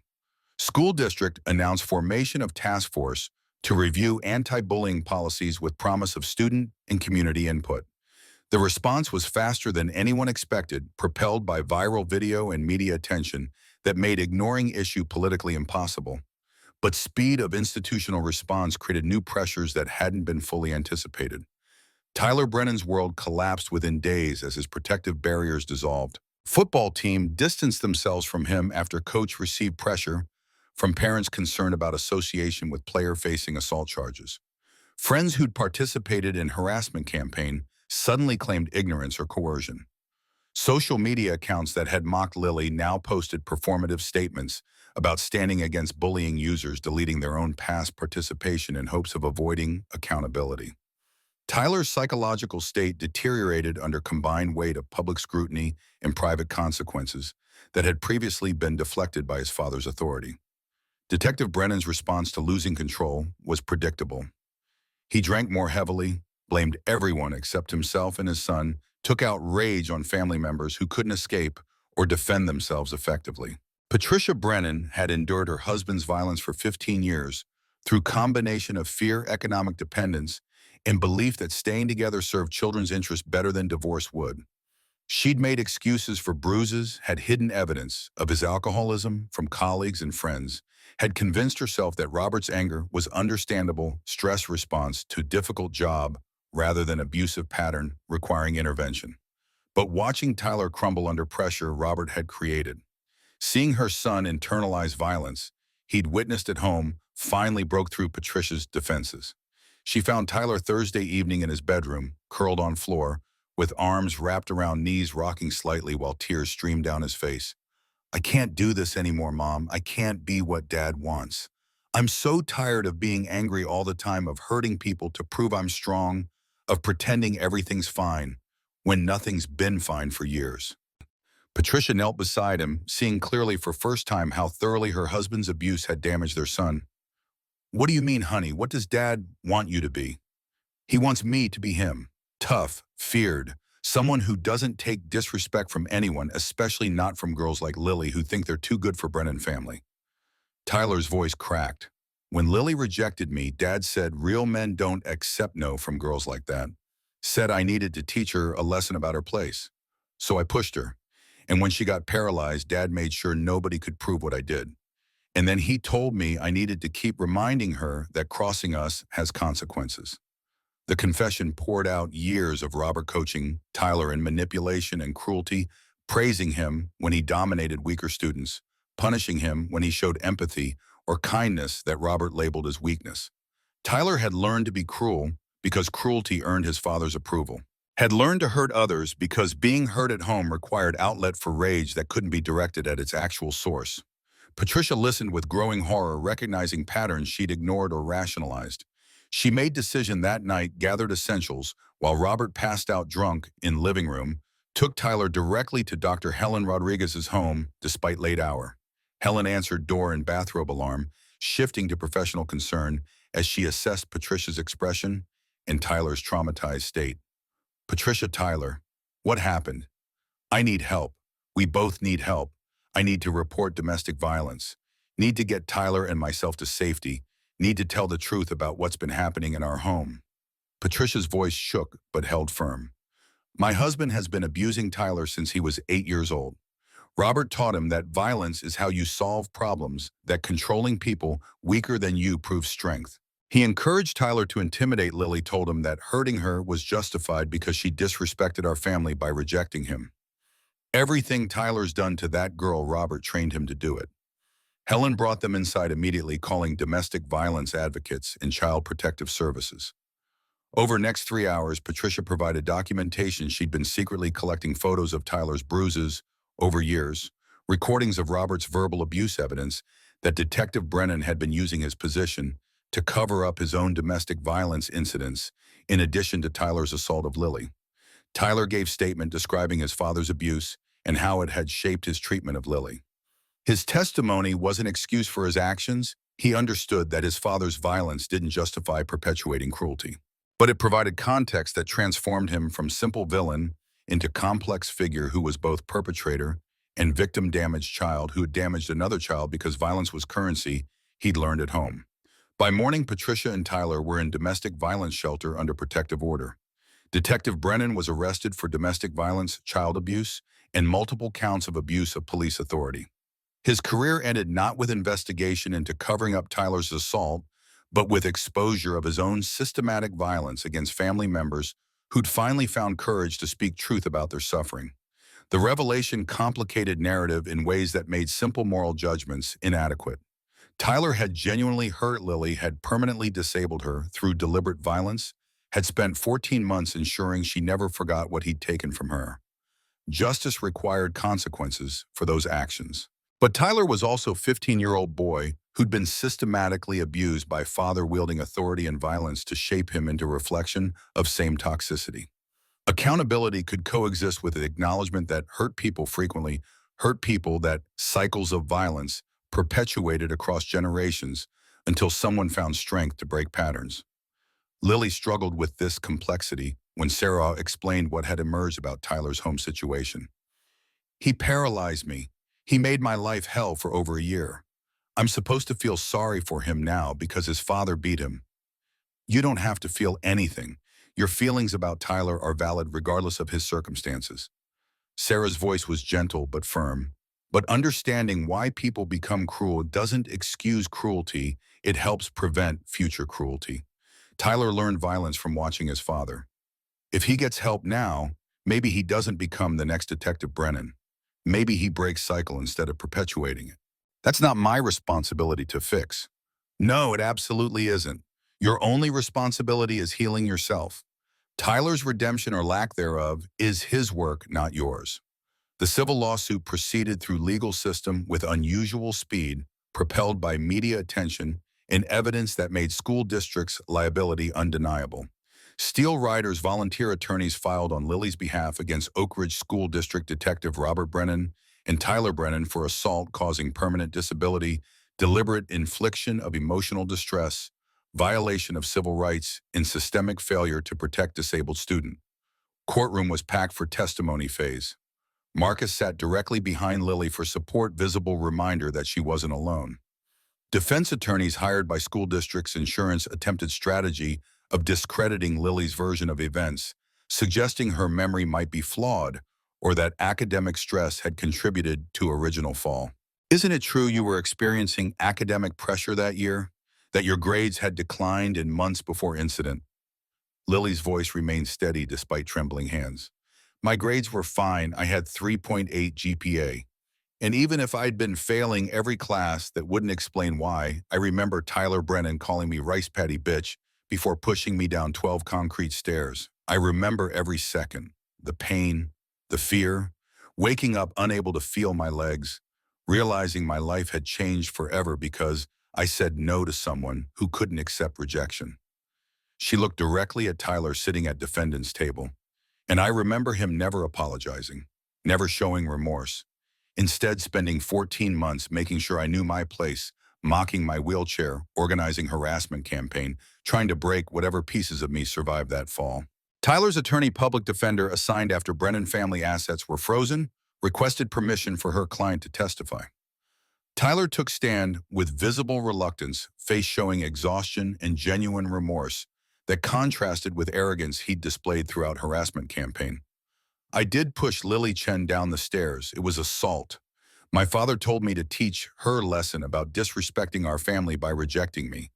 Then he used his badge to threaten witness into changing testimony so I wouldn't face consequences." Tyler's voice cracked. I'm not making excuses. My father's abuse doesn't justify what I did to Lily. Nothing justifies permanently disabling someone because they said no. Nothing justifies spending a year making sure they never forgot how powerless they were. He looked at Lily. I'm sorry. That doesn't fix anything. Doesn't give you back what I took. But I'm sorry. And I'm trying to understand why I became person capable of that cruelty, so maybe I can become someone different. Someone better. Someone who doesn't hurt people to feel powerful. Jury deliberated 7 hours before returning. Verdict: Tyler Brennan guilty of assault causing permanent disability. Detective Robert Brennan guilty of obstruction of justice, witness intimidation. Domestic violence. Oak Ridge School District liable for negligent supervision, deliberate indifference to known harassment, violation of civil rights under Americans with Disabilities Act. Sentences came week later. Tyler received 18 months juvenile detention plus 5 years probation, mandatory therapy throughout probation period, 500 hours community service, focusing on disability rights advocacy. Robert Brennan received 5 years state prison for combined charges. School district ordered to pay $2.3 million settlement plus implement comprehensive anti-bullying program designed with input from disability rights organizations. Outside courthouse media surrounded Lily requesting statement. Marcus stood beside her wheelchair as she gathered thoughts about what justice meant when it came too late to undo damage. I didn't want revenge. I wanted accountability. I wanted systems that failed me to admit they failed and commit to doing better. Her voice carried across crowd that had gathered. Tyler Brennan hurt me, but real damage was done by every adult who looked away, who called it kids being kids, who chose convenience over protecting child who needed protection. My paralysis is permanent. Tyler can't give me back what he took. But maybe holding institutions accountable will prevent next child from suffering because adults were too busy protecting reputations to protect actual human beings. Reporter pushed microphone closer. What do you say to people who think steel riders overstepped by getting involved? Some community members have criticized their intervention as vigilante justice. Steel riders showed up when everyone else looked away, when school administration dismissed my complaints, when police protected my abuser, when system designed to protect vulnerable students instead protected bully who put me in wheelchair. Maybe if adults had done their jobs, bikers wouldn't have needed to intervene. But they did need to, and they did intervene, and I'm grateful they cared enough to make my suffering visible when institutions wanted to keep it hidden. Another reporter turned to Marcus. Mr. Sullivan, why did steel riders get involved? What's your personal connection to this case? Marcus pulled out photo he carried in vest pocket image of Emma smiling on her 16th birthday 3 months before she died. My daughter Emma was bullied to death. Schools said they couldn't control social media. Police said cyberbullying wasn't real crime, and I didn't understand severity until I found her body. She died because systems failed her, and I failed to protect her from those failures. His voice remained steady despite pain underneath. When I learned about Lily, I saw Emma's story repeating. Child being failed by institutions, bully operating without consequences, adults looking away because intervention was inconvenient. I couldn't save Emma, but maybe by standing with kids like Lily, by forcing systems to acknowledge failures, I honor Emma's memory. Maybe we build a world where children don't die or suffer permanently because adults prioritize convenience over protection. That night, Marcus drove to cemetery where Emma was buried, first visit in months, because grief made proximity unbearable. He placed fresh flowers on her grave, knelt in grass that groundskeepers kept carefully maintained. I'm trying, baby girl. Trying to be father you needed me to be. I know I can't save you, you're gone and nothing brings you back. But maybe I can save others like you. Maybe that's how I live with failing you. Maybe that's how I turn worst thing that ever happened into something that prevents other parents from feeling what I feel. Behind him, headlights appeared as motorcycles began arriving. Not just steel riders, but representatives from every club that had shown up that October morning at Lily's bus stop. 99 bikes lined cemetery road, engines idling in respectful rumble before being cut to silence. They'd come to pay respects to Emma, to show Marcus he wasn't alone in grief, or mission to demonstrate that brotherhood meant carrying each other's burdens when weight became too heavy for one person to bear. Marcus stood turning to face assembled riders. They dismounted in unison, walking forward to form circle around Emma's grave. No one spoke. No words were adequate. They simply stood witness to girl they'd never met, honoring memory of child whose death had transformed her father's grief into purpose that protected others.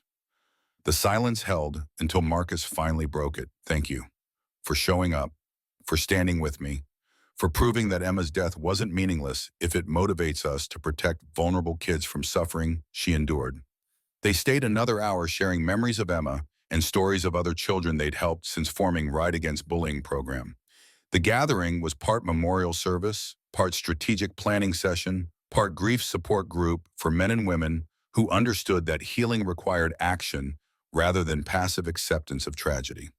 When they finally departed, leaving Marcus alone with his daughter's grave one final time before heading home, he felt something shift inside.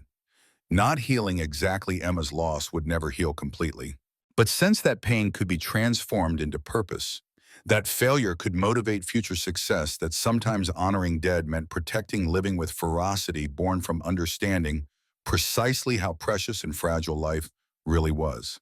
Thunder and Steel had announced themselves at Lily's bus stop. Now they stood ready to announce themselves wherever children suffered, while systems looked away. Emma's legacy would be measured not in her death, but in lives saved because her father refused to let her suffering be meaningless. 3 months after the trial concluded, Oak Ridge transformed in ways both visible and subtle. The settlement money purchased adaptive equipment that insurance had deemed unnecessary luxuries, power wheelchair with terrain capabilities modified van that Sarah could drive with hand controls, while Lily Road safely secured home modifications that expanded her independence beyond what standard accommodations provided. But the real changes were internal shifts in how Lily understood her place in a world that had spent 14 months trying to convince her she was burden rather than person deserving dignity and protection. She'd started speaking at schools about bullying and ableism, her testimony in court having revealed talent for articulating complex truths with clarity that resonated across age groups. Principal Morrison's replacement, Dr. Jennifer Chen, no relation despite shared surname, invited Lily to address Oak Ridge High Assembly in January, opportunity that would have terrified her months earlier, but now felt like reclaiming space where she'd suffered. Standing before auditorium filled with students who'd watched her fall and watched her fight and watched systems finally acknowledge their failures, Lily's voice carried without amplification. 14 months ago, someone pushed me down concrete stairs because I said no. I became permanently paralyzed. And for over a year, I was told that my suffering was my problem to manage quietly, that speaking up about ongoing harassment made me troublemaker, that expecting protection was unreasonable demand on institutions with more important priorities. She paused, letting weight settle. I learned that systems protect themselves first and vulnerable people maybe never. I learned that adults will look away from cruelty if confronting it requires effort or political courage. I learned that some people can hurt others with impunity as long as they maintain proper appearances and come from families with enough power to rewrite narratives. Her gaze swept across students, some of whom had participated in her harassment, others who'd remained silent witnesses. But I also learned that strangers can become family, that 99 people I'd never met could show up on motorcycles because they believed no child should suffer alone. That community can manifest in unexpected forms when traditional institutions fail. That protection sometimes arrives wearing leather and riding machines that sound like thunder. She gestured to back of auditorium where Marcus James and several other steel riders stood. These people didn't help me because they knew me. They helped because they'd seen what happens when adults fail to protect vulnerable kids. Because Marcus Sullivan's daughter died after being bullied and he couldn't save her, so he dedicated himself to saving others. Because my Uncle James loved me even through 8 years of family estrangement. Because brotherhood means showing up when it matters, even when it's inconvenient or uncomfortable or requires confronting powerful people. The assembly ended with standing ovation that felt less like celebration and more like acknowledgement, students recognizing that they'd witnessed something significant, that Lily's transformation from victim to advocate represented possibility they could embrace or reject, depending on choices they made about their own character. Steel Riders established formal partnership with Oak Ridge School District, monthly visits to conduct anti-bullying assemblies, and provide mentorship for at-risk students. The program extended beyond preventing cruelty to addressing root causes, poverty, family instability, abuse trauma that manifested in children hurting other children because hurt was language they'd learned at home. Marcus found unexpected purpose in connecting with troubled kids, seeing in their anger and fear echoes of pain that had consumed Emma before systems failed her completely. The clubhouse transformed into after-school safe space where students could complete homework, learn motorcycle mechanics, talk with adults who'd survived their own trauma, and found paths toward healing. Jade Thompson became regular presence, her own home situation rough enough that Steel Rider's stability felt more nurturing than her mother's alcoholism and rotating boyfriends. Marcus noticed her attachment to community they'd built, worked with Sarah to establish informal guardianship that gave Jade stable home without requiring legal proceedings that might further destabilize her family.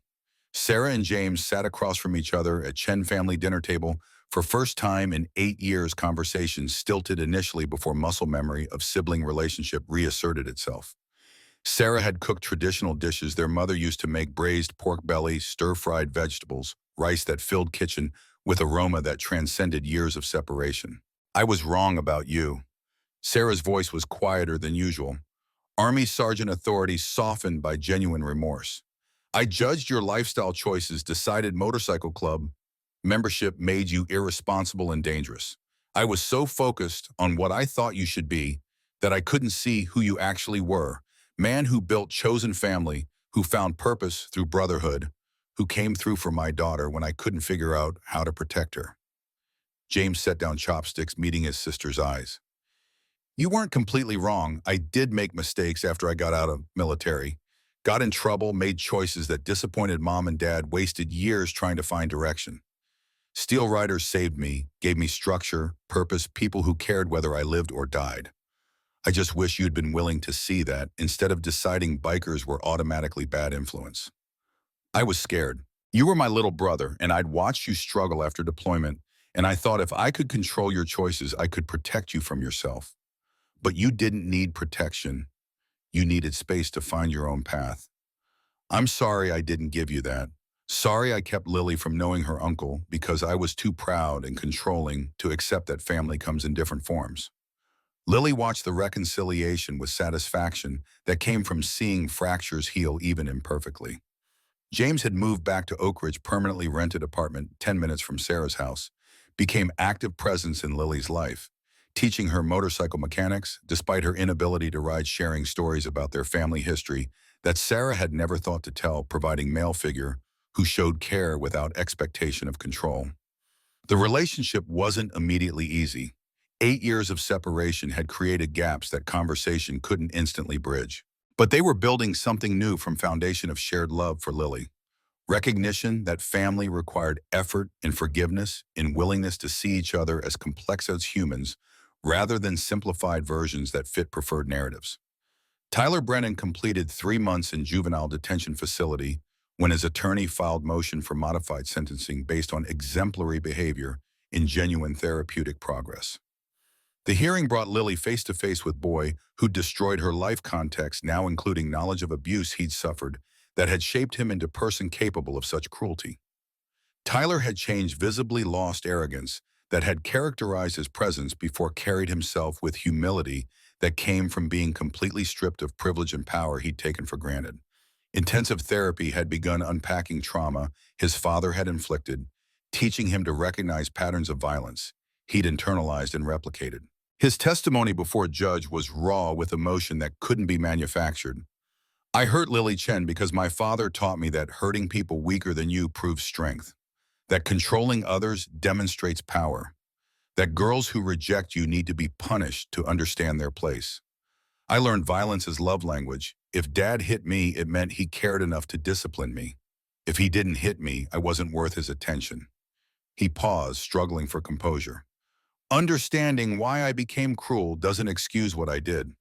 Lily's paralyzed because I pushed her. She spent 14 months suffering because I wanted her to remember what happened when someone crossed me. No amount of therapy or remorse gives her back what I took. But I'm trying to understand how I became person capable of that so I can become someone different, someone who breaks cycle instead of perpetuating it. Judge reviewed psychiatric evaluations, therapy progress reports, statements from detention facility staff describing Tyler's transformation. Lily was given opportunity to address court to express her views on whether modified sentencing served justice or undermined accountability. She took her time responding, aware that words carried weight beyond this specific case. Tyler Brennan permanently disabled me. Spent over a year making sure I never forgot how powerless he'd made me. Part of me wants him to suffer the way he made me suffer. Wants him locked up long enough to truly understand what he took from me. Her voice steadied. But another part recognizes that hurt people hurt people. That Tyler learned violence from his father the way other kids learn to read or ride bikes. That if he gets help now, maybe he doesn't become next Detective Brennan. Maybe he spends his life making amends by helping other kids escape cycles of abuse before they hurt someone the way he hurt me. She looked at Tyler directly. I don't forgive you. I may never forgive you. You don't deserve my forgiveness, and I don't owe you my healing.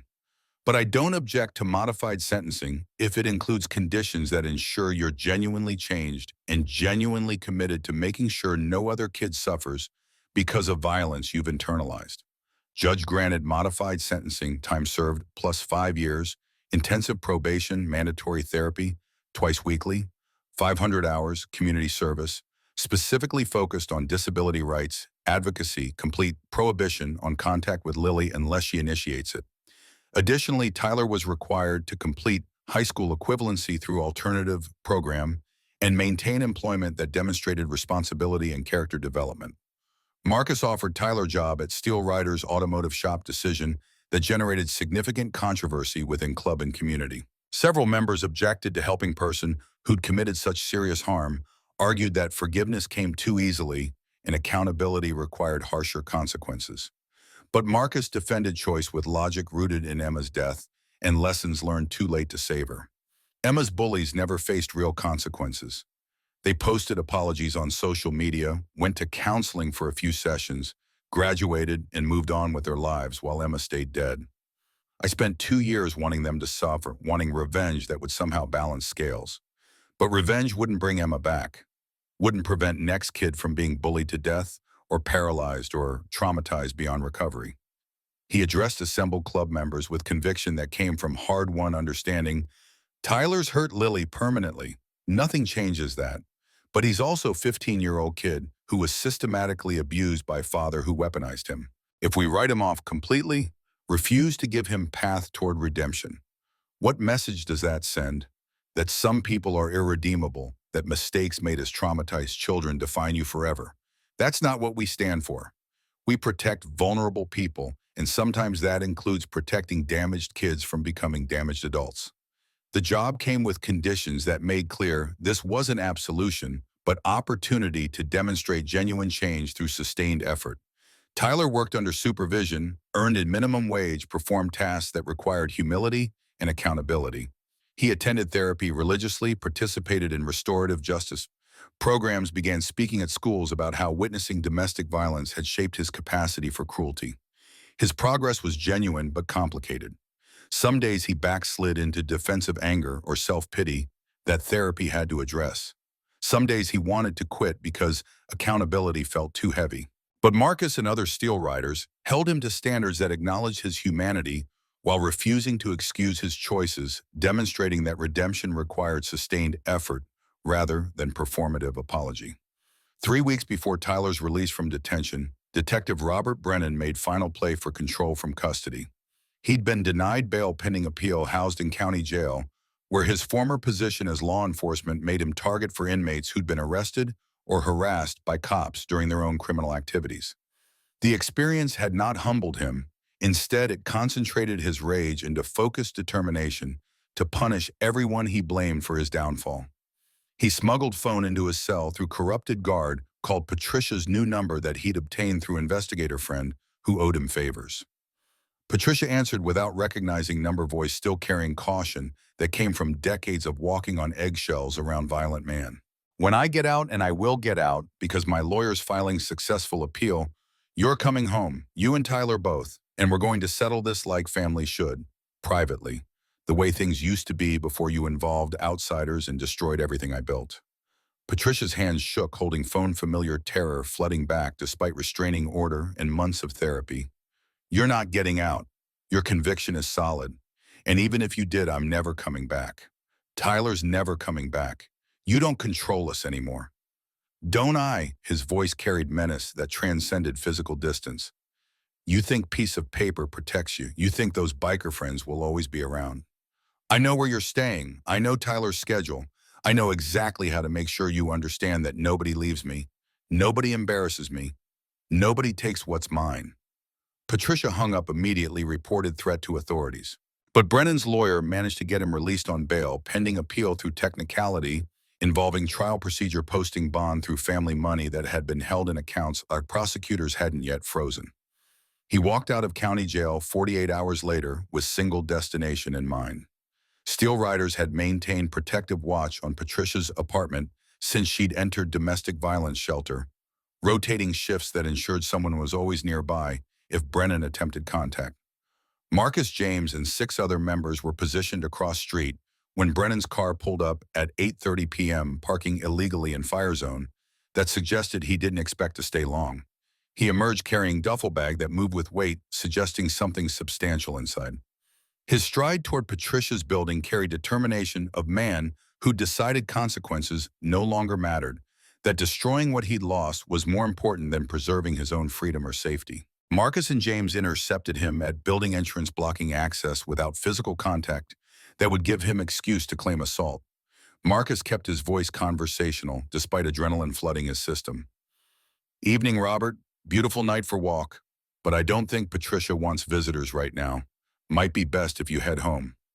Brennan's face flushed with rage, amplified by alcohol. He had been drinking enough to loosen inhibitions without completely impairing motor function. Get out of my way. I'm seeing my wife and son. You've got no authority to stop me. Actually, court-issued restraining order gives us exactly that authority. You're prohibited from coming within 500 feet of Patricia or Tyler. Being here violates that order, which means we're obligated to contact police. Police, I am police. Badge and authority that matters more than your biker gang intimidation. Those are my family in that building. Mine. And nobody takes what's mine. James stepped forward, voice carrying steel that surprised even himself. They're not your property, Robert. They're human beings who finally escaped your control. Tyler's getting help, real help that he should have gotten years ago before you turned him into reflection of your own violence. Patricia's rebuilding her life without fear that you'll put her in hospital. You've lost them. Accept it and walk away while you still can. Brennan reached into duffel bag movements, telegraphing intent before object cleared fabric. Marcus moved on instinct, born from military service, closing distance to grab Brennan's wrist before gun fully emerged. James kicked the bag away while other Steel Riders converged, 6 bodies creating barrier between Brennan and building entrance. The gun clattered across pavement, sliding under parked car, where Brennan couldn't reach it without going through bikers who now surrounded him. His position shifted from threatening to trapped in seconds, overwhelming force, rendering his weapon irrelevant even as sirens announced police response to multiple 911 calls from residents who'd witnessed confrontation. You're done, Robert.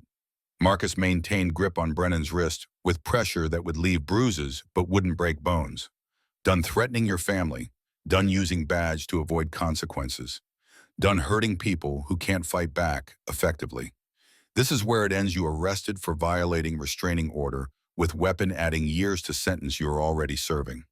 Patricia appeared at second-floor window with Tyler beside her, both watching their tormentor finally facing consequences he'd avoided through decades of manipulation and intimidation. Tyler's expression showed complex emotions, fear of father who'd traumatized him, satisfaction at seeing him subdued, grief for what their relationship could have been if Robert had chosen love over control. Police arrived with lights but no sirens, 4 units responding to report of armed domestic violence situation. Officers recognized Brennan immediately, former colleague, now disgraced man, whose corruption had embarrassed department and generated media scrutiny nobody wanted. Their sympathy for his situation was minimal, professionalism maintained, but warmth completely absent. Robert Brennan, You're under arrest for violating protective order possession of weapon while subject to restraining order, attempted assault with deadly weapon. You have right to remain silent.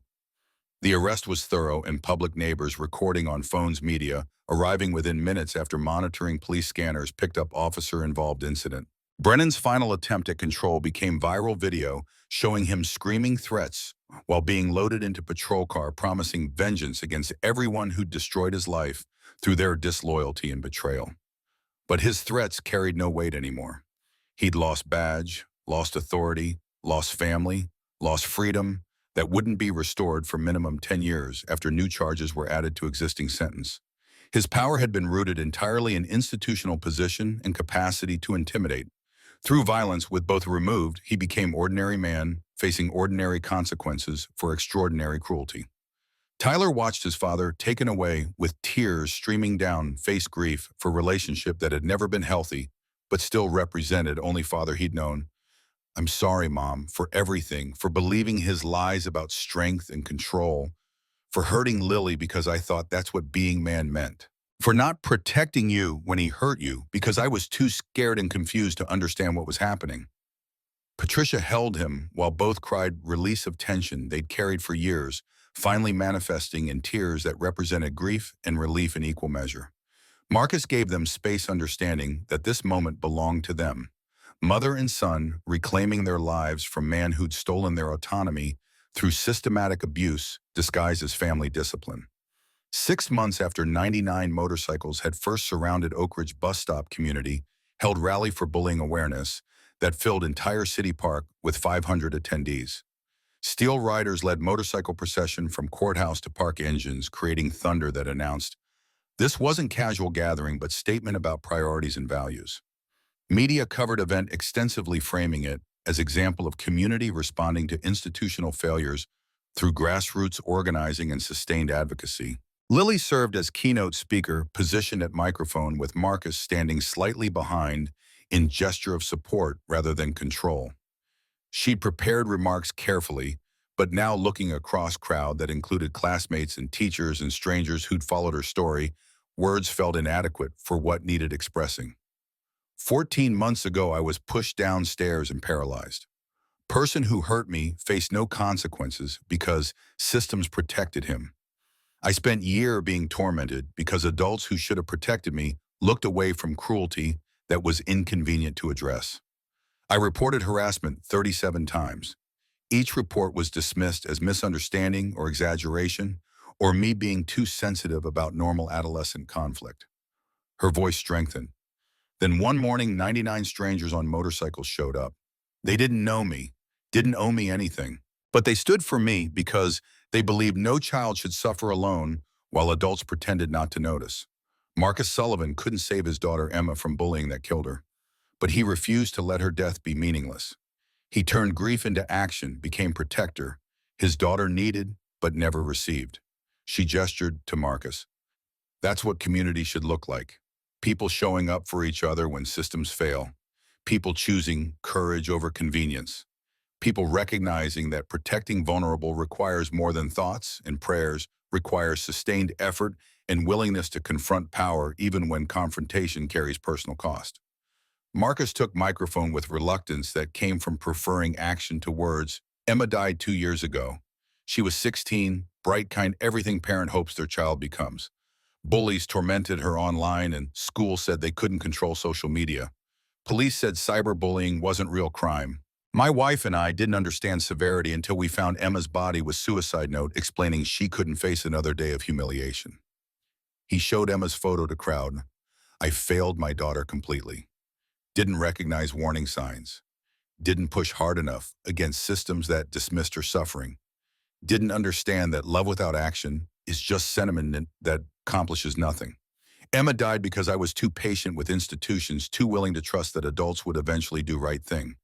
His voice roughened. When James Chen told me about his niece Lily being terrorized with no one helping, I saw Emma's story repeating. Child being failed by every system meant to protect her. Adults looking away because intervention was inconvenient. I couldn't save Emma, she's gone and nothing brings her back. But maybe by standing with kids like Lily, by forcing systems to acknowledge failures, I honor Emma's memory. Maybe we build a world where children don't die or suffer permanently because adults prioritize reputation over protection. The crowd was silent except for sounds of people crying, parents holding children closer, teenagers recognizing their own experiences in stories being told. Marcus continued, "Steel Riders isn't about motorcycles or leather or looking intimidating. We're fathers and mothers, veterans and teachers, nurses and mechanics who believe children deserve protection. We're people who've learned that systems fail vulnerable people systematically unless citizens force accountability through sustained pressure and unwillingness to accept platitudes instead of action." Other speakers followed Dr. Mom. Helen Rodriguez discussing institutional barriers to protecting students. Miguel Ortiz explaining how threats silenced him until community support gave him courage to speak truth. Patricia Brennan describing cycle of violence that had shaped her family until intervention broke patterns that seemed unbreakable. Each testimony added layers to understanding that bullying wasn't individual moral failure, but systemic problem requiring systemic solutions. The rally concluded with commitment from school board members present to implement comprehensive reforms developed with input from students, disability rights advocates, and mental health professionals. Not just policies on paper, but enforceable procedures with accountability mechanisms that couldn't be ignored when convenient. Training for staff on recognizing harassment patterns. Resources for students experiencing bullying. Partnerships with community organizations, including Steel Riders, to provide support beyond what schools could offer alone. Changes were real but incomplete progress measured in increments rather than revolutionary transformation. Some teachers embraced new approaches enthusiastically, while others resented additional responsibilities added to already overwhelming workload. Some students took anti-bullying messages seriously, while others mocked them as performative political correctness. Some parents supported reforms, while others complained about political correctness destroying childhood resilience. But needle moved, slowly, imperfectly, but genuinely. Reporting of harassment increased as students learned complaints would be taken seriously. Investigations became more thorough as administrators faced accountability for dismissing legitimate concerns. Resources expanded as community donations and state grants funded programs that had been deemed too expensive before media attention made ignoring problem politically impossible. 1 year after Wheelchair had slammed onto pavement, Lily waited at same bus stop where everything had changed. The corner looked identical physically, same houses, same street signs, same concrete where she'd fallen. But meaning had transformed location, now representing not just site of trauma, but place where community had shown up when systems failed. Tyler approached from opposite direction with visible hesitation, no longer varsity jacket, but plain hoodie, no longer surrounded by friends, but alone and uncertain. He'd been released from probation supervision after 6 months of exemplary compliance, was attending community college part-time, while working at Steel Rider's shop full-time, building life defined by who he was becoming rather than who he'd been. "Can I sit?" His voice carried none of former arrogance, just exhaustion born from a year of intensive self-examination and accountability work. Lily was silent long moment before responding, "It's public bench." They sat separated by careful distance, not friends and never would be, but no longer locked in purely adversarial relationship either. The silence stretched uncomfortably until Tyler broke it. "I'm not asking for forgiveness. I know I don't deserve it. But I want you to know I'm trying every single day. I'm trying to be better than who I was. To understand why I hurt you so I can make sure I never hurt anyone like that again." "Good." Lily's voice was flat, offering no absolution. "You should try. You owe that to everyone you have hurt. Do you think I can ever make it right? Ever do enough to balance what I took from you? No, you can't give me back my legs, can't undo trauma or erase a year of torment. You can't make it right because what you did can't be fixed or balanced. But you can make sure no one else suffers because of violence you learned from your father. That's only redemption available to you."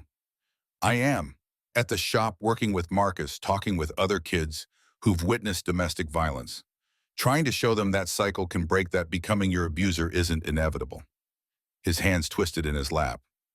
"My therapist says I'm making progress. That understanding why I became cruel doesn't excuse cruelty, but helps prevent future cruelty." "Your therapist is right. Understanding helps prevention. but it's not my job to validate your progress or make you feel better about your journey toward being a decent person. That's work you do for yourself and people you haven't hurt yet. The bus arrived with familiar diesel rumble.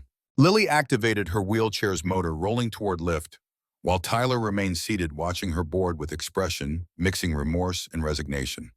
Their interaction hadn't provided closure he perhaps hoped for, but it demonstrated reality that some damage couldn't be repaired through apology or changed behavior, could only be lived with while working to ensure no additional harm was caused. School had transformed in ways both obvious and subtle. Anti-bullying posters covered hallways designed by students who'd experienced harassment. Peer counseling program trained teenagers to support classmates struggling with isolation or abuse. Anonymous reporting system allowed students to flag concerns without fear of retaliation. Dr. Jennifer Chen maintained open-door policy that actually functioned, rather than serving as empty gesture. The changes didn't eliminate cruelty. Adolescence remained challenging terrain where social hierarchies formed and insecurity manifested as aggression. But atmosphere shifted toward community that valued kindness, where bystanders were encouraged to become upstanders, where vulnerability was recognized as courage rather than weakness. Lily discovered power in advocacy work that extended beyond single speech or testimony. She started blog documenting her recovery and adaptation, writing about disability rights in accessible design and challenging ableist assumptions that society treated as natural rather than constructed barriers. Her posts were raw and honest, refusing to frame paralysis as an inspirational journey that made able-bodied people feel good about themselves. "I'm not your inspiration porn," one post declared bluntly. "I don't exist to make you feel better about your own problems by comparison. I'm just person navigating world designed for bodies different than mine, demanding accommodations that should be standard rather than special favors. My wheelchair doesn't make me brave, it makes me mobile. There's difference." The blog attracted, following beyond Oak Ridge, connecting Lily with broader disability rights community that validated experiences she'd thought were uniquely isolating. She learned that her frustrations were shared by millions who faced similar barriers, that individual accommodation fights were actually political struggles about who got to participate fully in society. Marcus's transformation paralleled Lily's, both finding that trauma could be converted into purpose through sustained effort toward preventing others' suffering. Ride Against Bullying expanded to 40 schools across Washington state, partnerships forming with education departments and mental health organizations. Emma's story became case study and training materials, her death illustrating consequences of institutional failures, while her father's response demonstrated how grief could motivate action rather than paralysis. He still visited her grave regularly, conversations with daughter who couldn't respond, but whose memory shaped everything he'd become. "Met with 15 kids this month who reminded me of you, baby girl. Struggling with bullying, some considering suicide, all feeling alone like you must have felt. We connected them with resources, showed them people cared, proved that asking for help is strength, not weakness. Doesn't bring you back. Nothing brings you back. But maybe it means your suffering accomplished something beyond just ending your life. Maybe that's how I live with failing you." The grief never disappeared, was too foundational to who Marcus had become to simply heal and move on. But it transformed from weight that crushed into fuel that propelled Emma's absence, creating motivation to ensure other parents never experienced what he'd experienced, other children never suffered what his daughter had endured. Sarah and James rebuilt relationships slowly, family dinners becoming weekly tradition where they shared stories and argued about politics and demonstrated that love could survive disagreement and distance.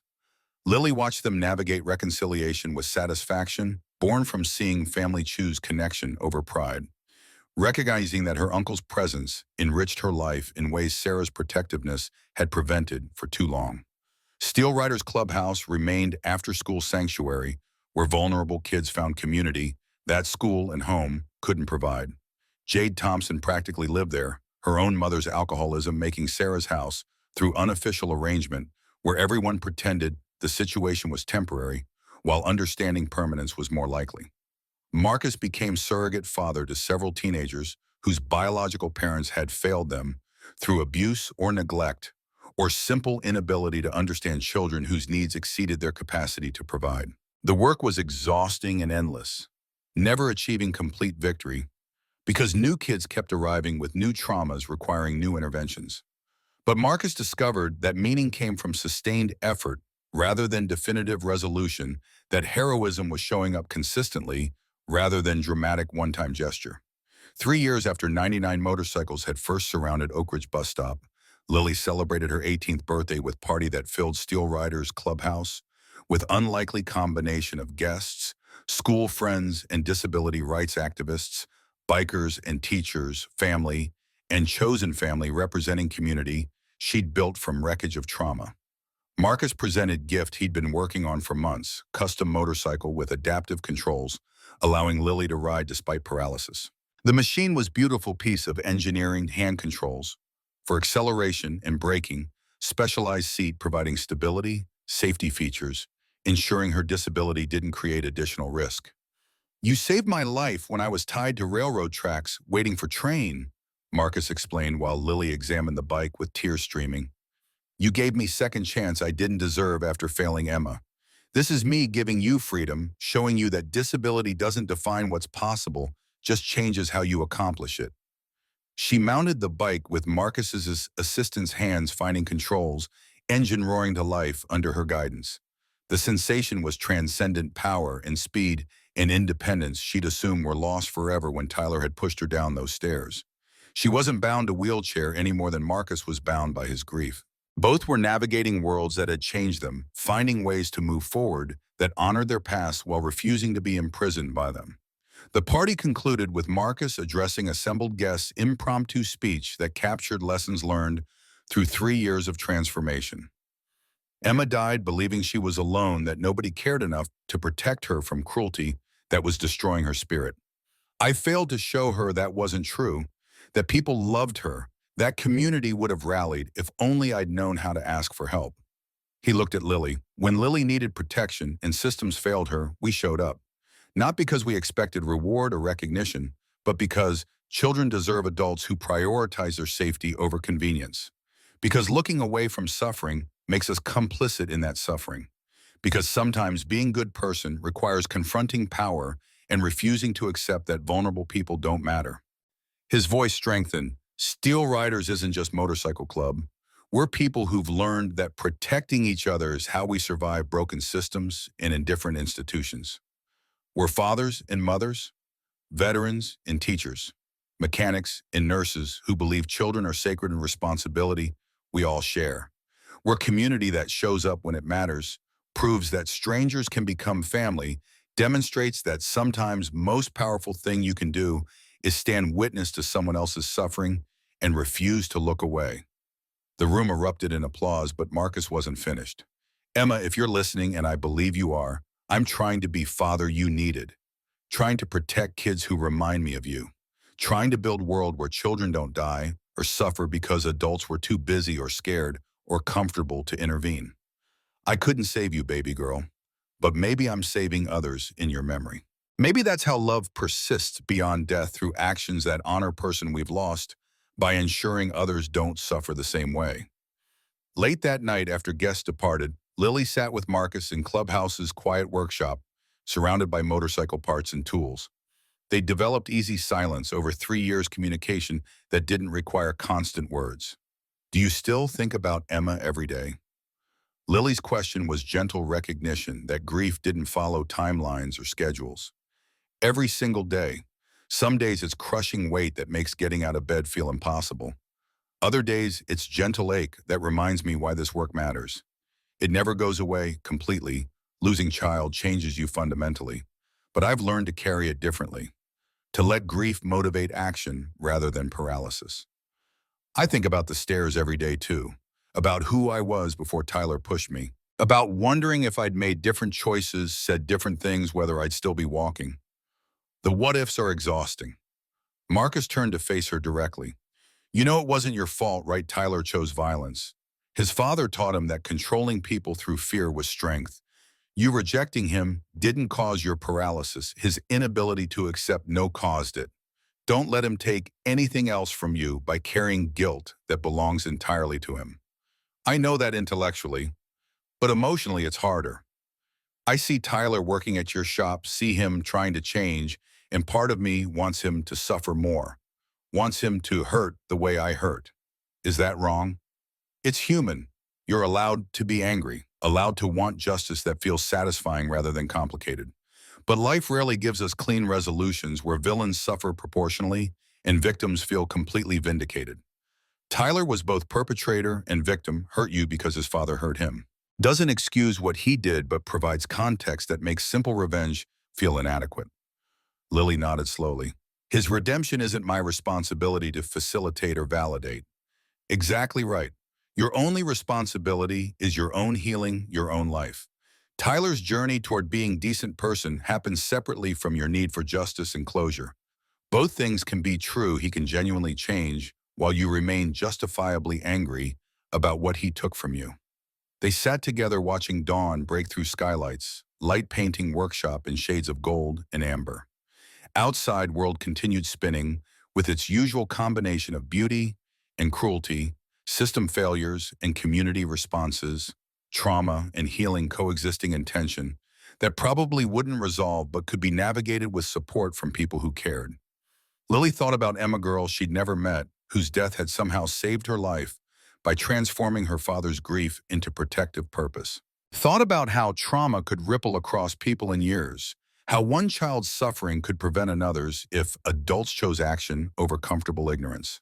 She thought about thunder and steel motorcycles arriving when systems failed, sound announcing that witnesses existed, that community could manifest in unexpected forms, that protection sometimes wore leather and spoke with voices roughened by their own suffering. She thought about Marcus choosing to honor his daughter's memory through saving other children, about James rebuilding family connection after years of estrangement, about Patricia and Tyler escaping violence that had defined their family for too long. Mostly she thought about survival and what it required. Not just enduring, but transforming. Not just healing, but advocating. Not just accepting help, but extending it to others who suffered similarly. The wheelchair would always be part of her life, permanent reminder of cruelty and consequence. But it did not define her any more than Emma's death defined Marcus, or Tyler's abuse defined his capacity for change. They were all navigating worlds that had broken them, finding ways to build meaning from rubble. Sometimes that meant showing up for strangers on motorcycles. Sometimes it meant speaking truth about institutional failures. Sometimes it meant sitting in quiet workshops at dawn, processing grief that would never fully heal, but could be carried with dignity and purpose. Morning sun climbed higher, filling space with light that promised nothing except new day, with its usual challenges and possibilities. Lily's custom motorcycle sat nearby, machine representing freedom and adaptation and refusal to let trauma determine what was possible. Thunder and steel had arrived when she'd needed them most. Now she carried both inside her self-power to shake foundations and strength to rebuild what violence had destroyed. Emma Sullivan's story ended in tragedy that couldn't be undone. Lily Chen's story continued toward future that remained unwritten, shaped by choices about whether trauma would define or refine her character. Both girls were connected across death and distance by man who'd failed one and saved the other, who'd learned that love without action was insufficient, that protecting vulnerable required courage to confront power, regardless of personal cost. The learning was ongoing, imperfect, painful, but it was happening. And somewhere in space between grief and purpose, between anger and advocacy, between falling and rising, Lily was discovering what it meant to survive with grace that honored both the girl who'd died and the girl who'd lived. Thunder had announced itself that October morning. Steel had proven its strength through sustained presence. Now both resonated, forward echoes of 99 motorcycles reminding Oak Ridge that children mattered, that strangers could become family, that sometimes most powerful thing community could do was show up when systems looked away. Lily Chen wheeled toward the sunrise, ready to face whatever came next.